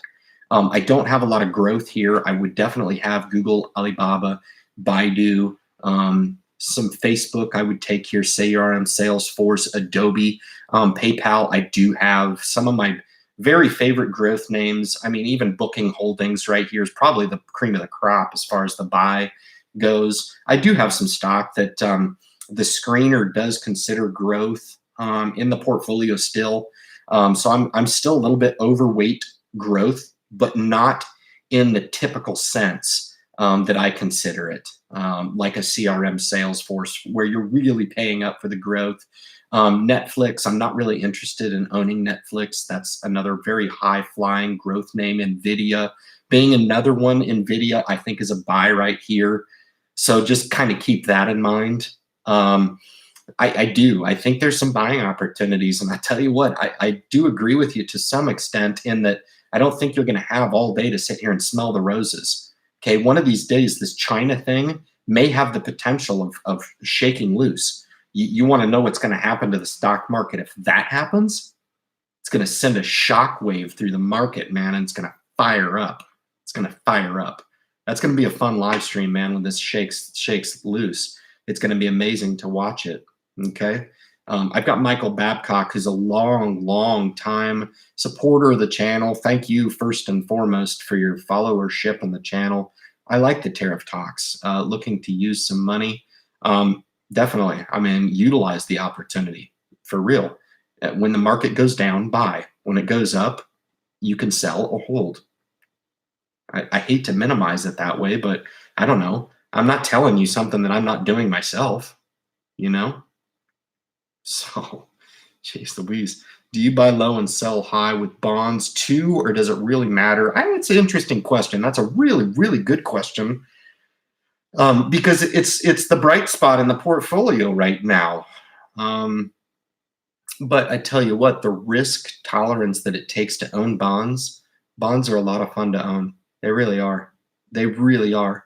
I thought because I was an aggressive investor that I wouldn't enjoy having a certain portion of the portfolio allocated to bonds. I was wrong. I did underestimate. And when I started to compare the performance over time, I have a very good tool in the Facebook group that we run, speaking about since the inception of the stock market, how a 100% bond portfolio would have performed over this entire stretch, how a 10% bond, 90% stock portfolio, all the way up until a 50-50 portfolio of bond and stock, and then the other way, right? 60-40, 70-30, all the way up until a full stock portfolio. And what was the real eye-opener when I looked at the portfolios, either an all-stock portfolio or an all-bond portfolio, the differences there were pretty significant, but a good mix and allocation between the two. It was really amazing to me how you could own a good mix of bond and equities, right, in a portfolio, and it would just give you that nice performance over time the drops in the stock market weren't quite so vicious, you know, and the upswings in the portfolio weren't quite so crazy, okay, because you were kind of insulated within the portfolio, and that's really what I look at bonds to do, is provide you some insulation in there, okay, some guaranteed income, really, because they're trading in and out of the bonds to the duration that the fund represents. You guys can read about this on Vanguard. I really insist that you do, but I don't know. I don't know the answer to that. I'm certainly tempted, but gosh, you know, why own bonds in the portfolio? You own bonds in the portfolio for when the stock market does just this. And I'm going to be eating crow if the stock market does end up turning north. With regard to, you know, the bond portfolio will probably suffer a little bit, but my equities will be tearing it up. So, you know, it's kind of one of those things where you're looking to win in either scenario. So I'm not sure. $1,000 is nothing to shake a stick at. Just a little over 28,000 invested in that pillar. And then the other $10,000 blocks in both the Roths, get about 12,000 in the BIV, 10,000 in BND in either one of the Roths. And I just started those positions. I'm up over $100 in either one of those. I could sell those for a quick profit. I'm not sure. I'm just exercising my right to hold right now, but it's a really good question to get my insight on. I wish I could answer it and tell you, yeah, I'm going to cut them all. I don't want to. I don't want to finagle with the portfolio as much as I do. Keep in mind, I do have base holdings that I hold. I do have base index funds that I don't move. But for my trading positions, I'd really, really like to be more of a passive investor, even with single stock. Buy the stock and hold it. Buy the stock and hold it. That's the best way to invest. Really is, if you want me to cut to the chase. All right. Happy Friday, everyone. Hope everyone's having a great day. Hector Mendoza in the group, another just really, really loyal subscriber. I've got Investing Wisely right below. Another really, really devout channel creator. Also makes really killer content. Not one of my featured channels. Should be, to be honest with you. I just feel bad taking one of my featured channels off to replace them with somebody that should be. You guys know I support as many as I can. I think I'm maxed out right now. I support some folks that don't support me, and that's interesting enough. Kind of disappointing to me, to be honest with you. It's enough of a reason, to be honest with you, that I should probably pull them off of there. But you know, it's for the ones that matter. Quite honestly, you know, Ryan Scribner. I don't think Nate's got me on there as well, which is kind of a shot in my side, because I remember Nate when he had like, you know, a few thousand subscribers, and I just really loved the content. And now he's a big channel, and you know, why does he have to pay attention to a little feller like me? You know, but we're making ripples. We're fine. We're making an impact. When I get to 100,000 subscribers, I'll be amazed at how many people actually, out of those 100,000, actually loyally watch the channel, which is really what means the most to me anyway. I don't want to come out with a viral video and pick up a bunch of knuckleheads that watch the channel once, never to watch the channel again. Then I got a bunch of people subscribing to me because I'm a big channel, and that's the only reason why. I'd rather have people in here that are loyal to the message, and that's the God's honest truth. That's the God's honest truth. I could care less. I'm having a lot of fun right now with my channel at just over 14,000 subscribers. You guys have no idea. No idea. Would I love the channel to grow? I would. I would. And that's why I lean on you guys for the referral. But I do appreciate, man, that these guys come in, like Investing Wisely, caught a lot of his content. It's very, very good. So great to see these guys coming in and helping me facilitate the discussion on financial awareness. I'm just the guy to spearhead the discussion, but these guys are all part of it as well. And I'm glad that they come on and take their time on a Friday evening to do just that. I've got the Citizen of the Year, pretty cool ticker. 2020 elections will cause even more fumbling. I agree. I agree. And that's probably a smart statement. You know, it caused fumbling in 2016 as well. I mean, it just happened to be to the upside. I mean, it was drastically down the night of the election, and then it went drastically up every single day since, it seems like. I've never seen anything like it. Can't really put my thumb on why it is. I mean, I have my personal reasons, some of which are political, but I don't get into that on this channel. That may be another channel I start someday. You know, maybe I'll make the independent investor channel too. How's that for a solution? And we'll talk nothing but politics.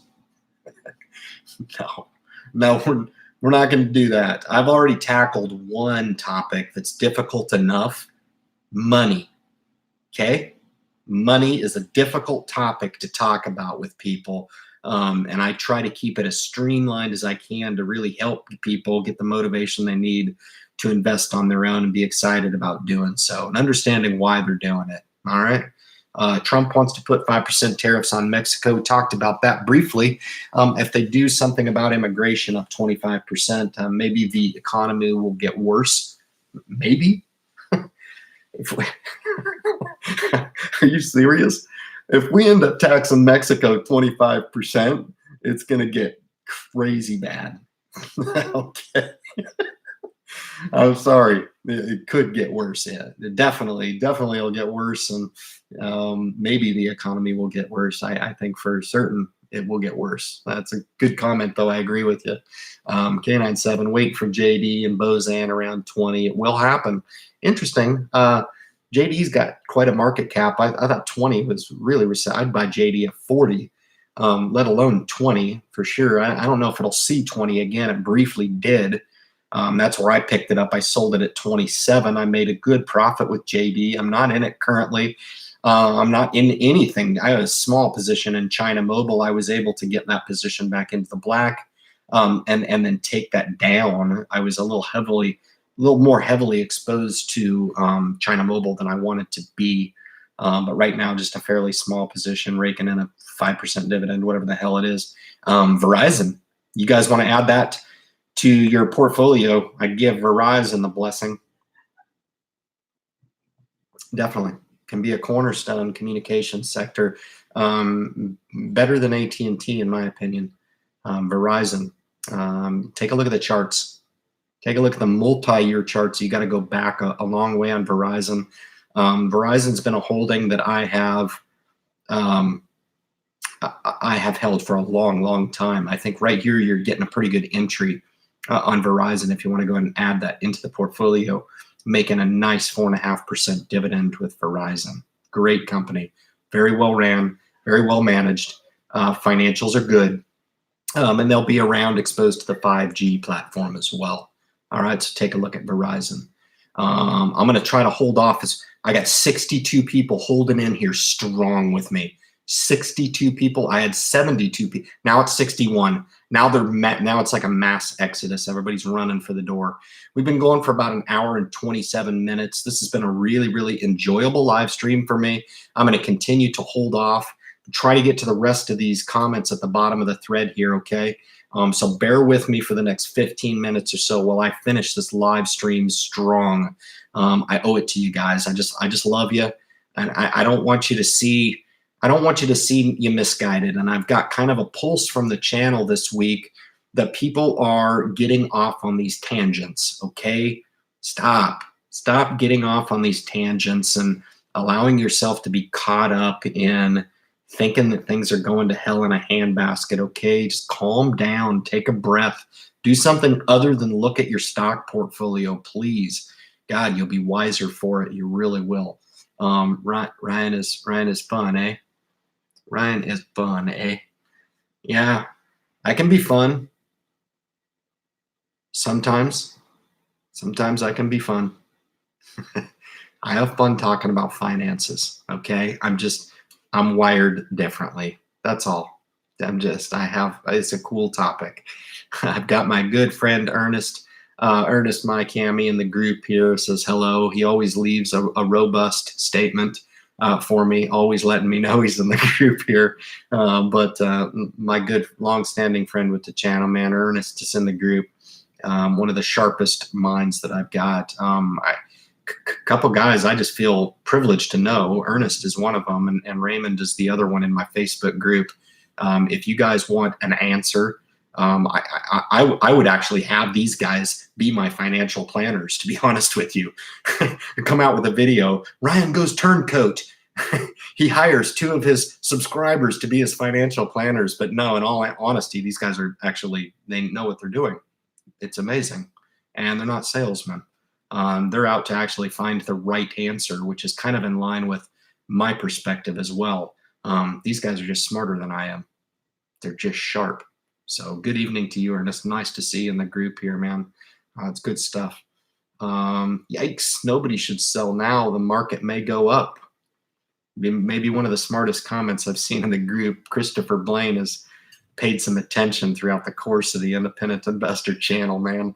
Information I offer free of charge, man. Oh yeah, he paid attention to the course that I charged him $1,000 for. Nah, I gave that away free too. No, for sure. Not to be making poking fun at other YouTube channels, assuming that they're out there. Again, full well knowing that I'm the only one talking about finances on YouTube. I'm not sure if there's any others, but just having a little fun tonight for sure. VYM is a better dividend ETF. It's really, really good. Really, really good. It's one of my favorite funds. I actually don't invest in VYM because I do own a lot of blue chip dividend payers singularly. And VYM is really, really not that big of an ETF from what I remember. A few hundred holdings in there, I think, right? Maybe 400 or so. You guys can correct me if I'm wrong. But it's a very, very good option if you want to lump those dividend payers into one ETF and just own the tracker, basically, which is the ETF. Nothing will happen at Summit. I really would slowly average into some quality Chinese companies as price decline, not just American companies. Perfect time when fear strikes. Bozan, JD, long term. Alibaba. Geez, guys, man, Jesus Christ. Like Alibaba right here. Yeah. But I do think Baidu is probably the better buy. I'd have to look at the peg on both of them. I guarantee they're below 1. I guarantee right here. Baidu is way below right here. It has to be. I picked up Alibaba 140-ish, rode it all the way up. I made just phenomenal profit this year with Alibaba. I currently don't own it. I'm out of the name, but becoming very, very, very attractive. I'm actually tempted to take a $10,000 block, put it into an M1 finance pie and build it specifically out of growth right here, because that's some of the best value that I'm seeing right now. Quite honestly, Google is a phenomenal buy right here. If you guys are in M1 finance and you want to make a strategic move and you're not one of those investors that are investing $100 at a time, a beginning investor, if you're more of a midstream investor with, 10, 25, 50,000, you've got some stacks of high society and you really want to get a little bit aggressive on this and make a freaking strong move in the market, start an M1 finance account and start an aggressive portfolio. Fill it with 10 stocks. Okay, let me try to do this. This would be fun. All right. Google, Facebook, Amazon, Netflix, Baidu, Alibaba, PayPal, Adobe, CRM Salesforce, and what's the 10th? You guys remember? Okay, I got 9 out of 10. I'll think of it too, man. I said Netflix. Booking.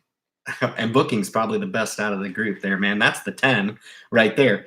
And if you had $1,000, you could build an M1 portfolio pie with those 10 growth names right now. Heavily, heavily discounted. They've just been getting crushed. We're used to tuning into the stock market and seeing those stocks get absolutely annihilated. And they're all buys right now. I'm very tempted by each and every one of them. I really am. I'm not invested in any of them except for PayPal right now. That's the only one I own. It's the only one I will own right now. It really will. I'm taking some of my value plays into this downturn. I'm happy to do so. A Dow Chemical is not going anywhere. My DuPont is not going anywhere. Some names that have just been really getting their ass kicked. I'm not selling those. But some of the value plays, of course, Johnson and Johnson is being blamed for the opioid crisis. I'm not really sure I understand that rationale, but okay, it cost me $180 of profit in the company. That really made me happy, but we'll see.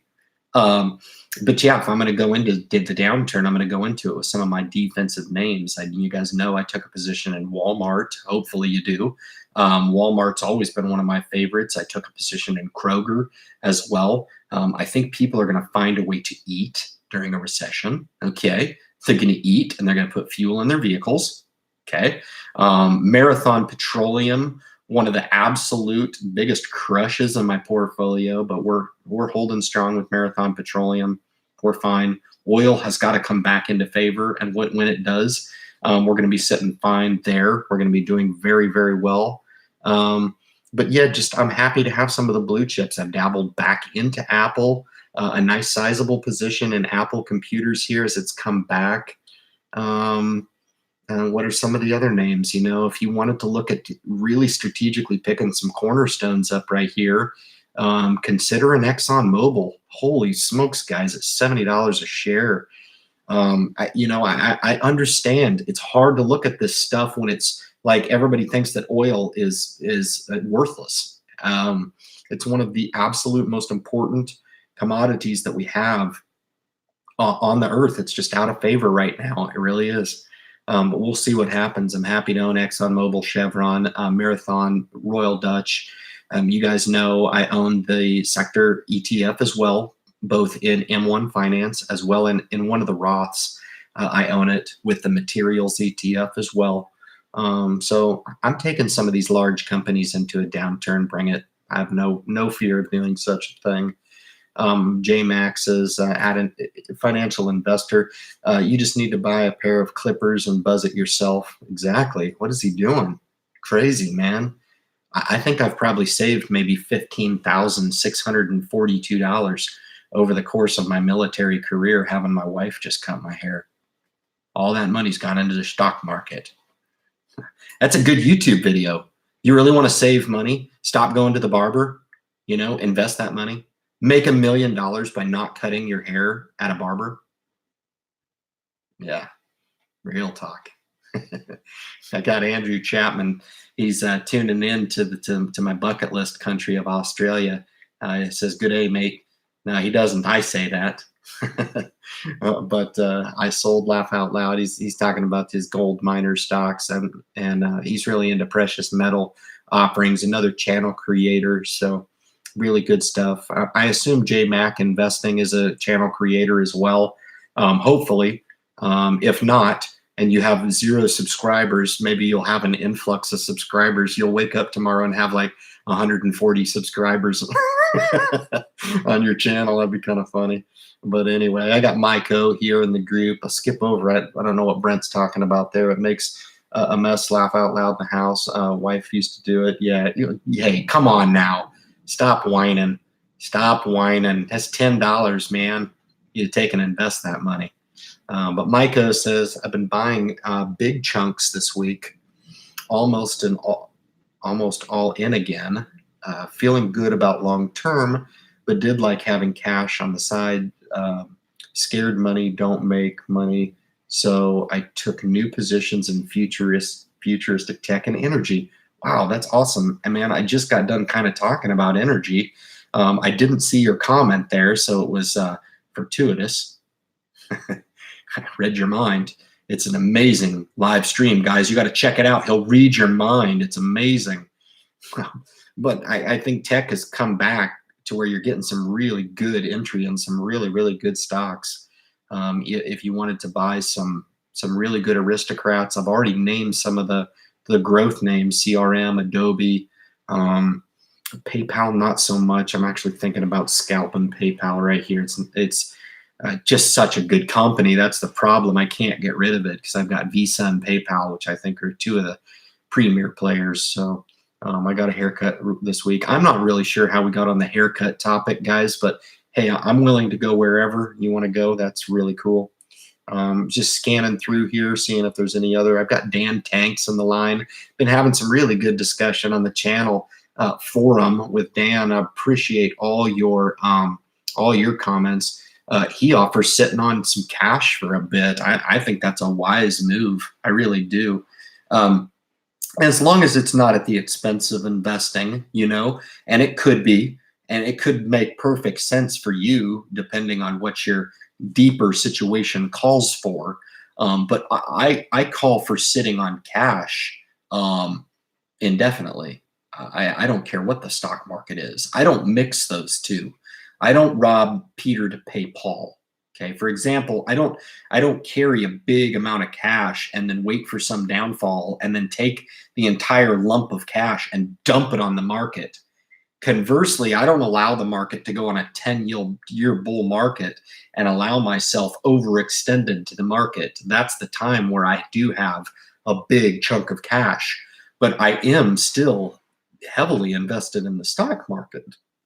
I do think it's important, because if you're sitting on a lot of cash with the intention of catching some sort of magic bottom or catching it on a deep discount, you may catch it, you may not. Okay. And trying to thread that needle is very, very difficult.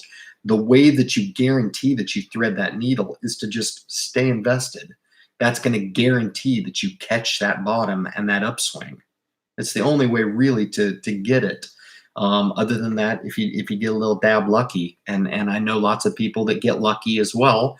I will be trying to get lucky, trying to pick the bottom as well when I'm injecting that cash. But I will do it strategically. I already told you I'll do it at 30 and 40%. 30% I'll do half, 10 grand block. That's it.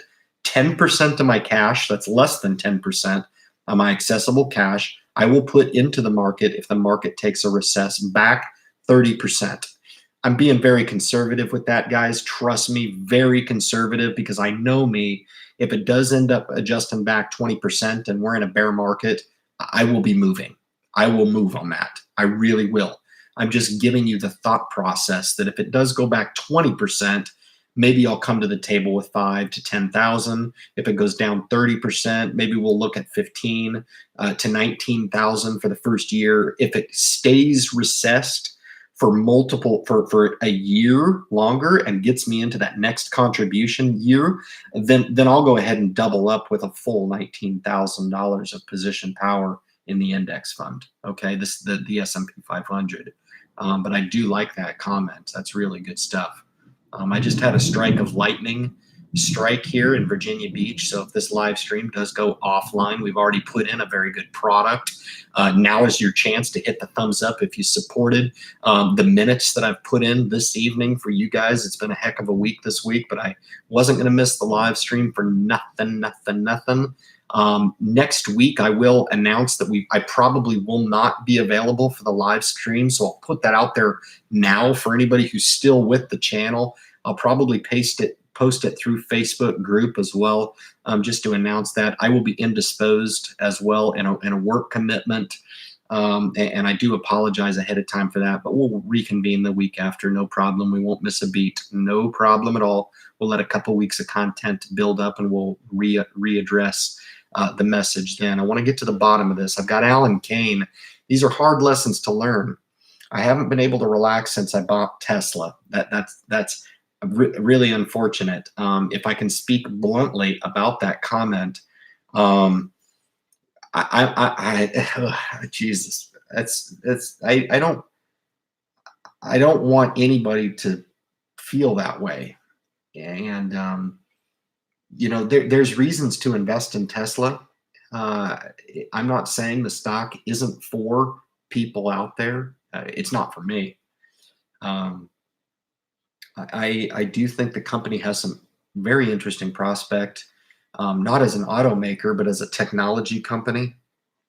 I wish I could come on to the live stream and tell you that the stock is going to come back. I won't do that. If you have to learn a little bit of a lesson as far as reevaluating what it was that you saw in Tesla that made you want to invest, what type of scale or lack of scale you use to enter into Tesla. What I mean by that is if you already had a passive base in the portfolio, if you had a 401k going for you, if you had retirement going for you, if your goal was to invest in Tesla and double your money, um, I've never even thought like that in the investment market. And a lot of people do. A lot of people think, hey, I'm going to invest in Tesla and I'm going to make an extra $1,000 and then I'm going to sell it. That's not the way I invest. That's not the way I approach investing. It's not. If I was going to enter into a position in Tesla, I would do it very, very carefully. And it would be a very, very relatively low position in respect to my total overall portfolio. Okay. I do apologize for that. I really do. I think it's tough. It's tough to have to learn those. I've been through it. I really have. Nobody who plays in the stock market is exempt from making a move that you may consider bad, or you regret it a little bit, or how on that. But you know, it's tough. Tesla's tough. If I was going to take a stock into a downturn, it's going to be a blue chip company like an Apple computer or something like that, man. Tesla doesn't make any money. So when it does turn negative, it gets negative bad, and it gets there fast, you know. But hopefully there's other holdings. That's a pretty vague comment, in that I'm assuming that there's some other stuff there available to help you kind of buffer an ill-timed trade. I'm not going to call it a bad trade.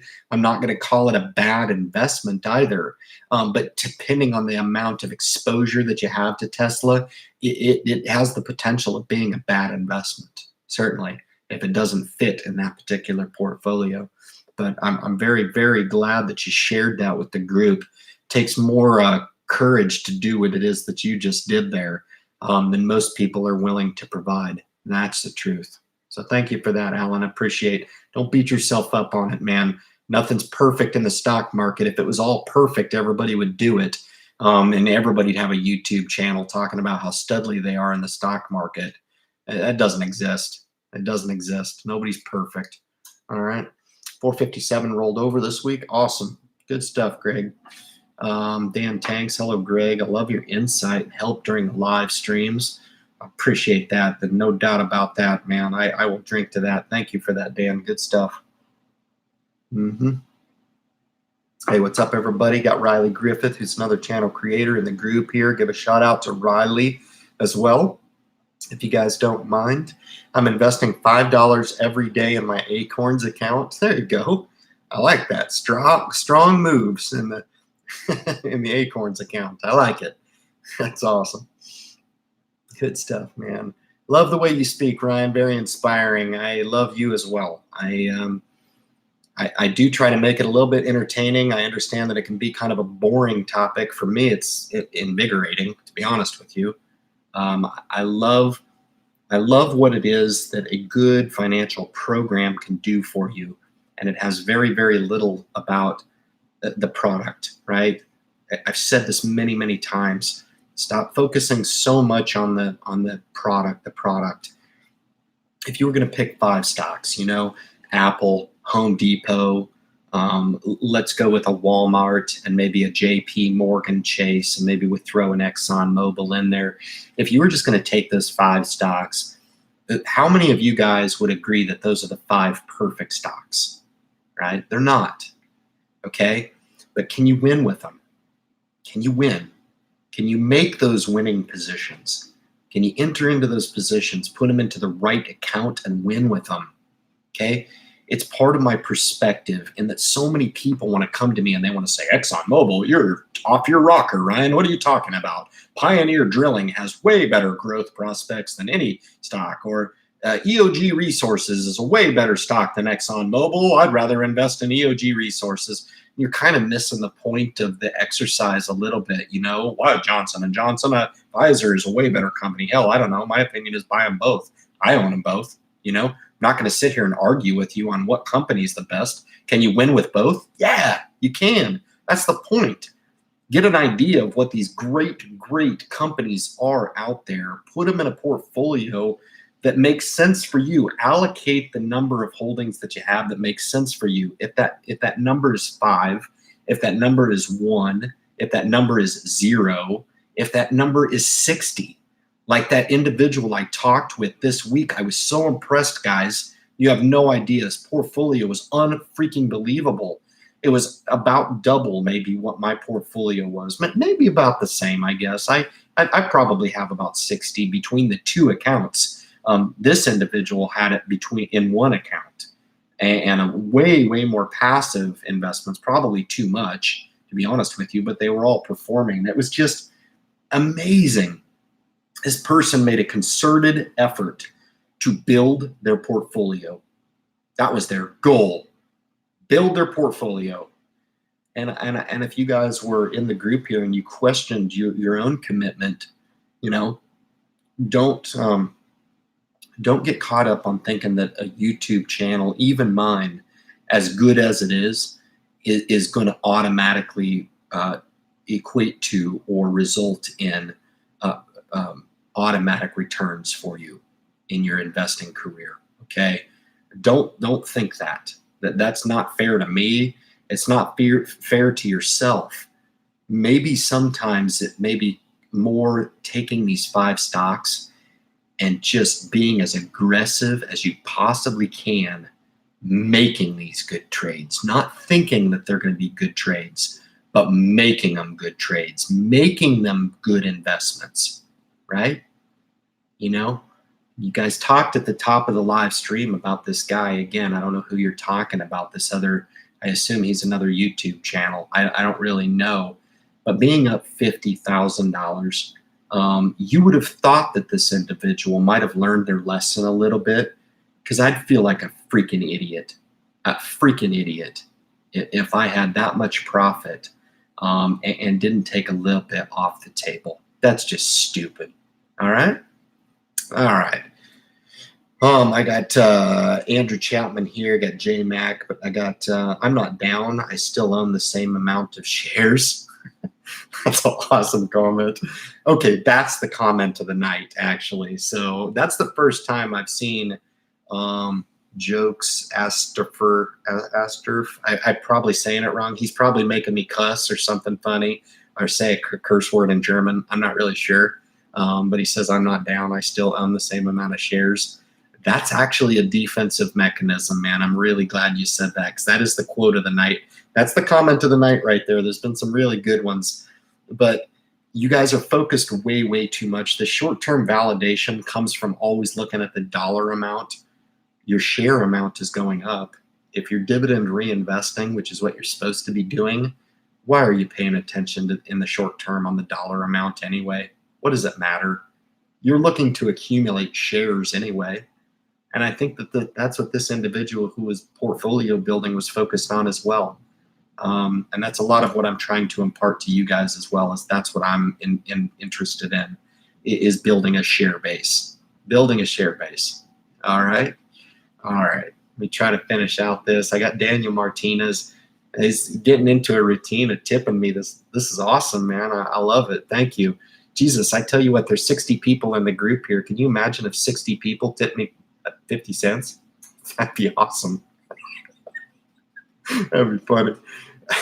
I may have opened up a Pandora's box. I don't know, because I'll probably get tipped next week like 5 cents by 60 people. So just to pick a little fun. But I appreciate that, Dan. I really do. That's cool stuff.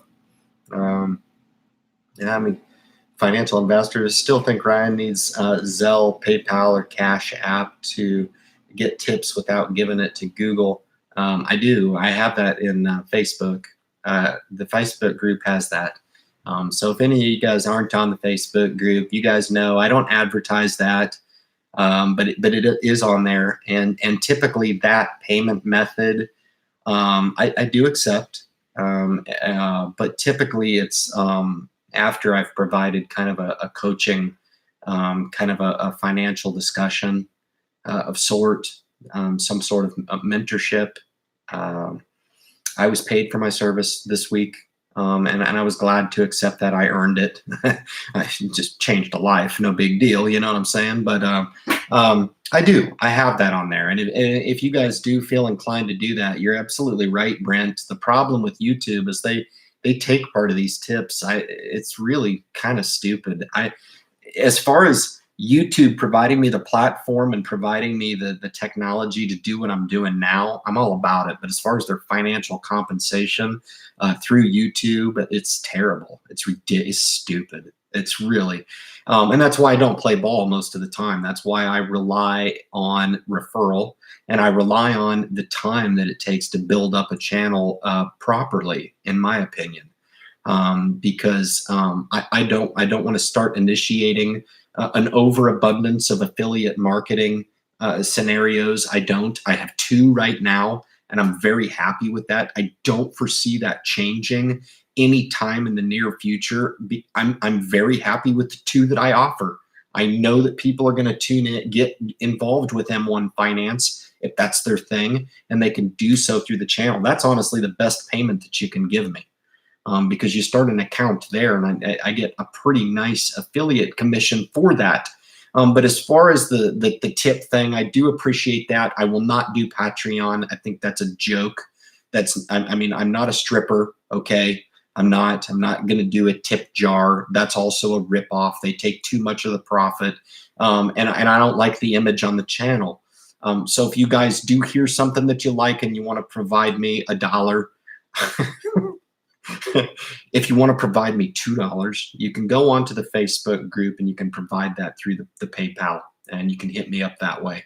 And I'll thank you ahead of time if that's what you feel inclined to do.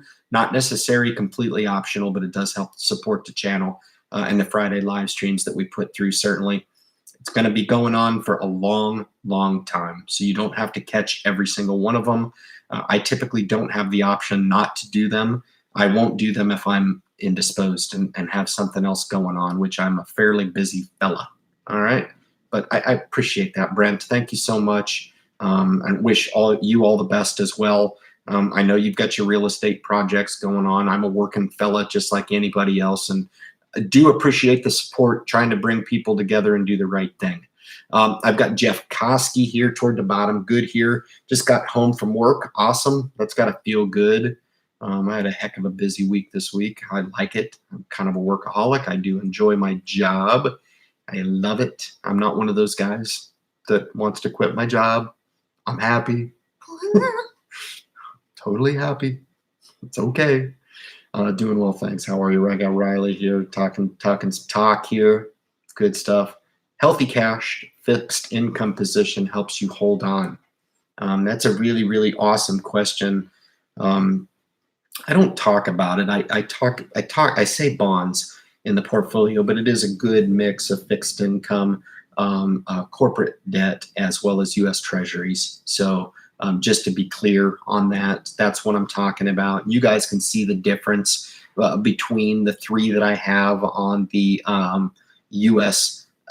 Corporate debt side, the U.S. Treasuries, and then the corporate debt side as well. You can see those 2 issuances. They are different, but I do own both. Okay, and you can see those. I've offered the ticker symbols on those, but thank you for clearing that up. I've got Matt M from the great country Canada from the north. It's our neighbors from the north. Matt, thanks for coming in, man. Awesome to have you. Apologize, I'm just now getting to you toward the end of the live stream if you have indeed signed off. But I don't mind, welcoming you into the live stream community here on the Independent Investor channel, man. It's really, really cool. How many weeks of oh, geez Louise, I've got.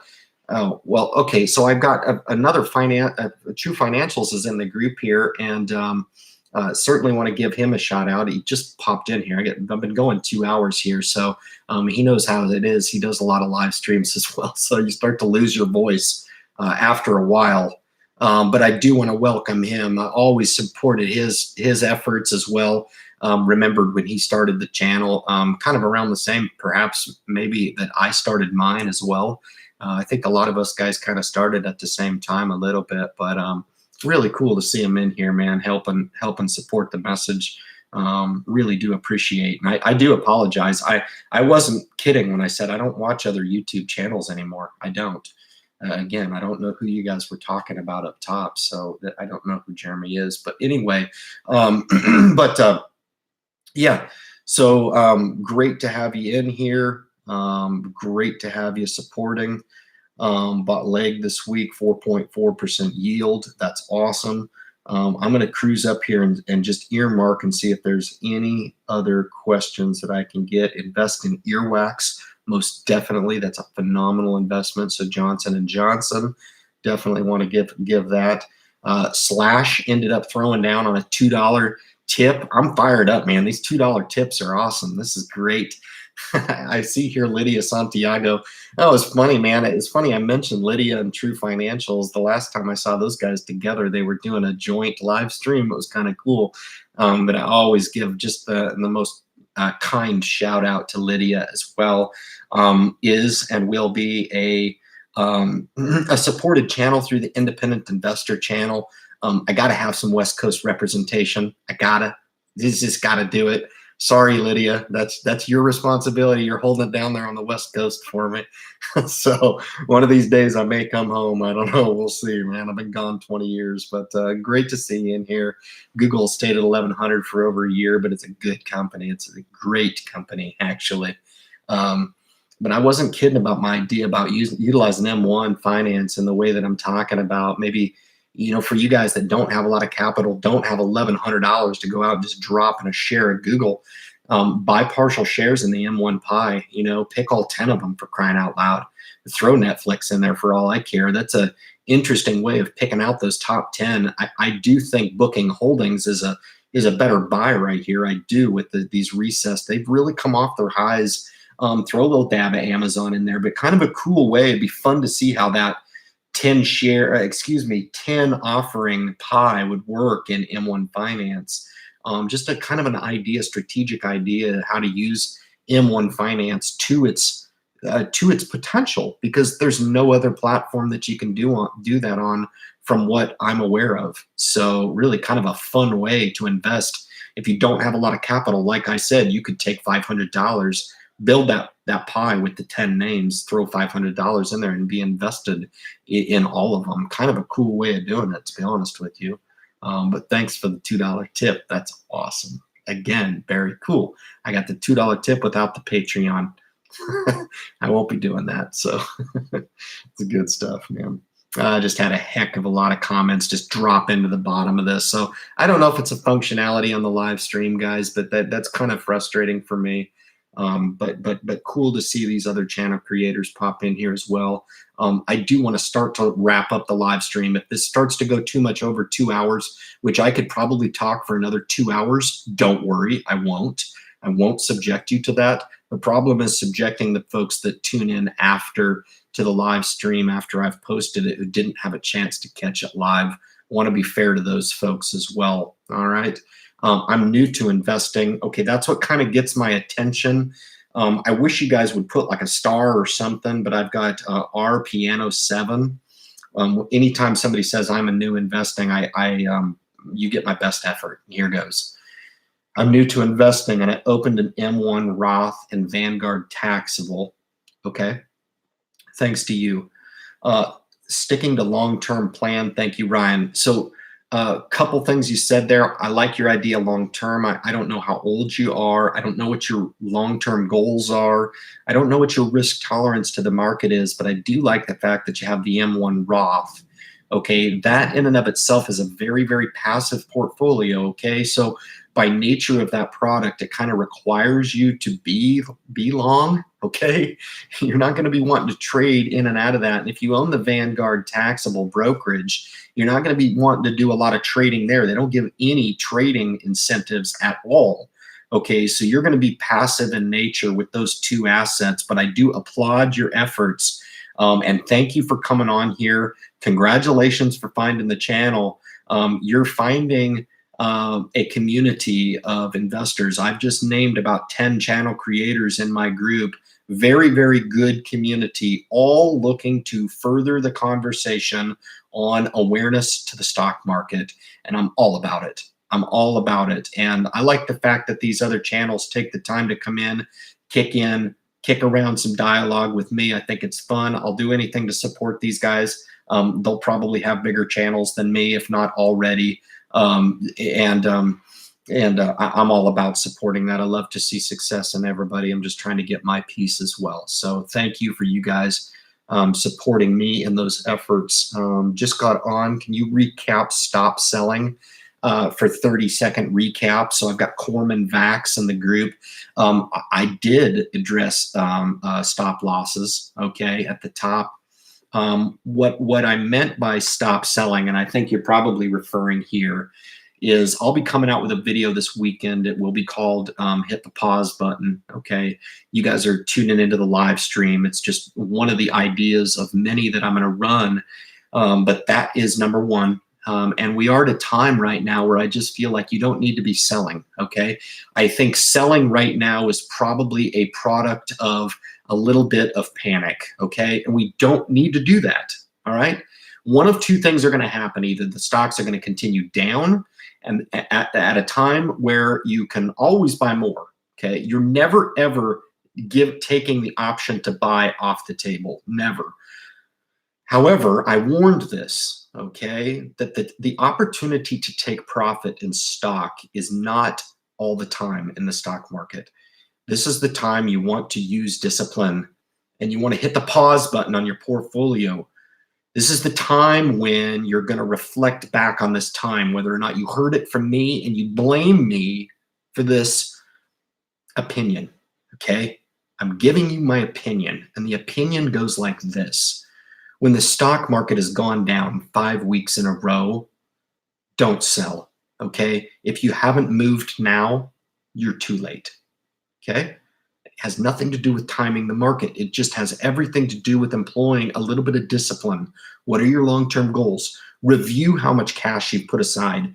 Review your budget again. How can you squeeze any extra dollars out of the budget to put toward investing to potentially buy the market a little lower? But as far as selling right here, you tell me why first. And if I like your answer, then I'll give you a reason to sell. Otherwise, selling is off the table right now. I won't be doing it. I bought the VTI twice this week in blocks. That's all I did. I bought. The market's going down. I bought. Okay. Why? Because nobody else is buying. The worse it gets, the better opportunities you will have, and you will be amazed at the dialogue. You will be talking to people who are telling you you are absolutely bananas. That's the time you want to be doing when everybody else is not doing. That's what I meant by stop selling. So great for coming in late. And I'm glad I caught you so I could give you that little bit of explanation. I don't care if you own the S&P 500. I don't care if you own single stock right here. Nothing really good is going to come out of it if you sell the stock now and you save yourself what? A 10% downturn that eventually is going to turn north anyway, right? The prospect of taking a stock into deep water and making sure that you catch that potential upswing, it's just not worth it, guys. It's not worth it. It's better to live to fight another day and just keep the position going, man. Be an investor. Be an investor. This is what it takes, all right? Remember the takeaway from tonight's live stream. Perspective. Perspective. Remember the two scenarios that I talked about at the top of the live stream. Remember this person over here who bought stock every single 2 weeks with her paycheck. That was the number one priority for this individual. This individual over here wanted to get caught up on a technicality on VTI versus VOO. All right? Okay. What perspective is going to get you ahead? Those are some rhetorical questions that I want you to try to answer and ask for yourself. All right. With that, guys, I will end up signing off. This has been the longest live stream I've done, 2 hours and 8 minutes. I can't thank you enough for coming in, supporting the mission. Certainly, if you haven't hit the thumbs up button, do so. I see every person in here has hit the thumbs up button. That's awesome. I really appreciate it. Just a great opportunity for me to come on, engage in my most favorite topic. But I'm going to relax a little bit this evening. It's been a very, very exhaustive week for me. Next week, we may not be offering the live stream. If I can, great, but do not plan on it next week. We'll be reconvening the week after potentially. Guys, have a great rest of the weekend, and we will catch you next week after next for the next live stream. Guys, be well, and we'll catch you on the next one. Thank you so much for the support.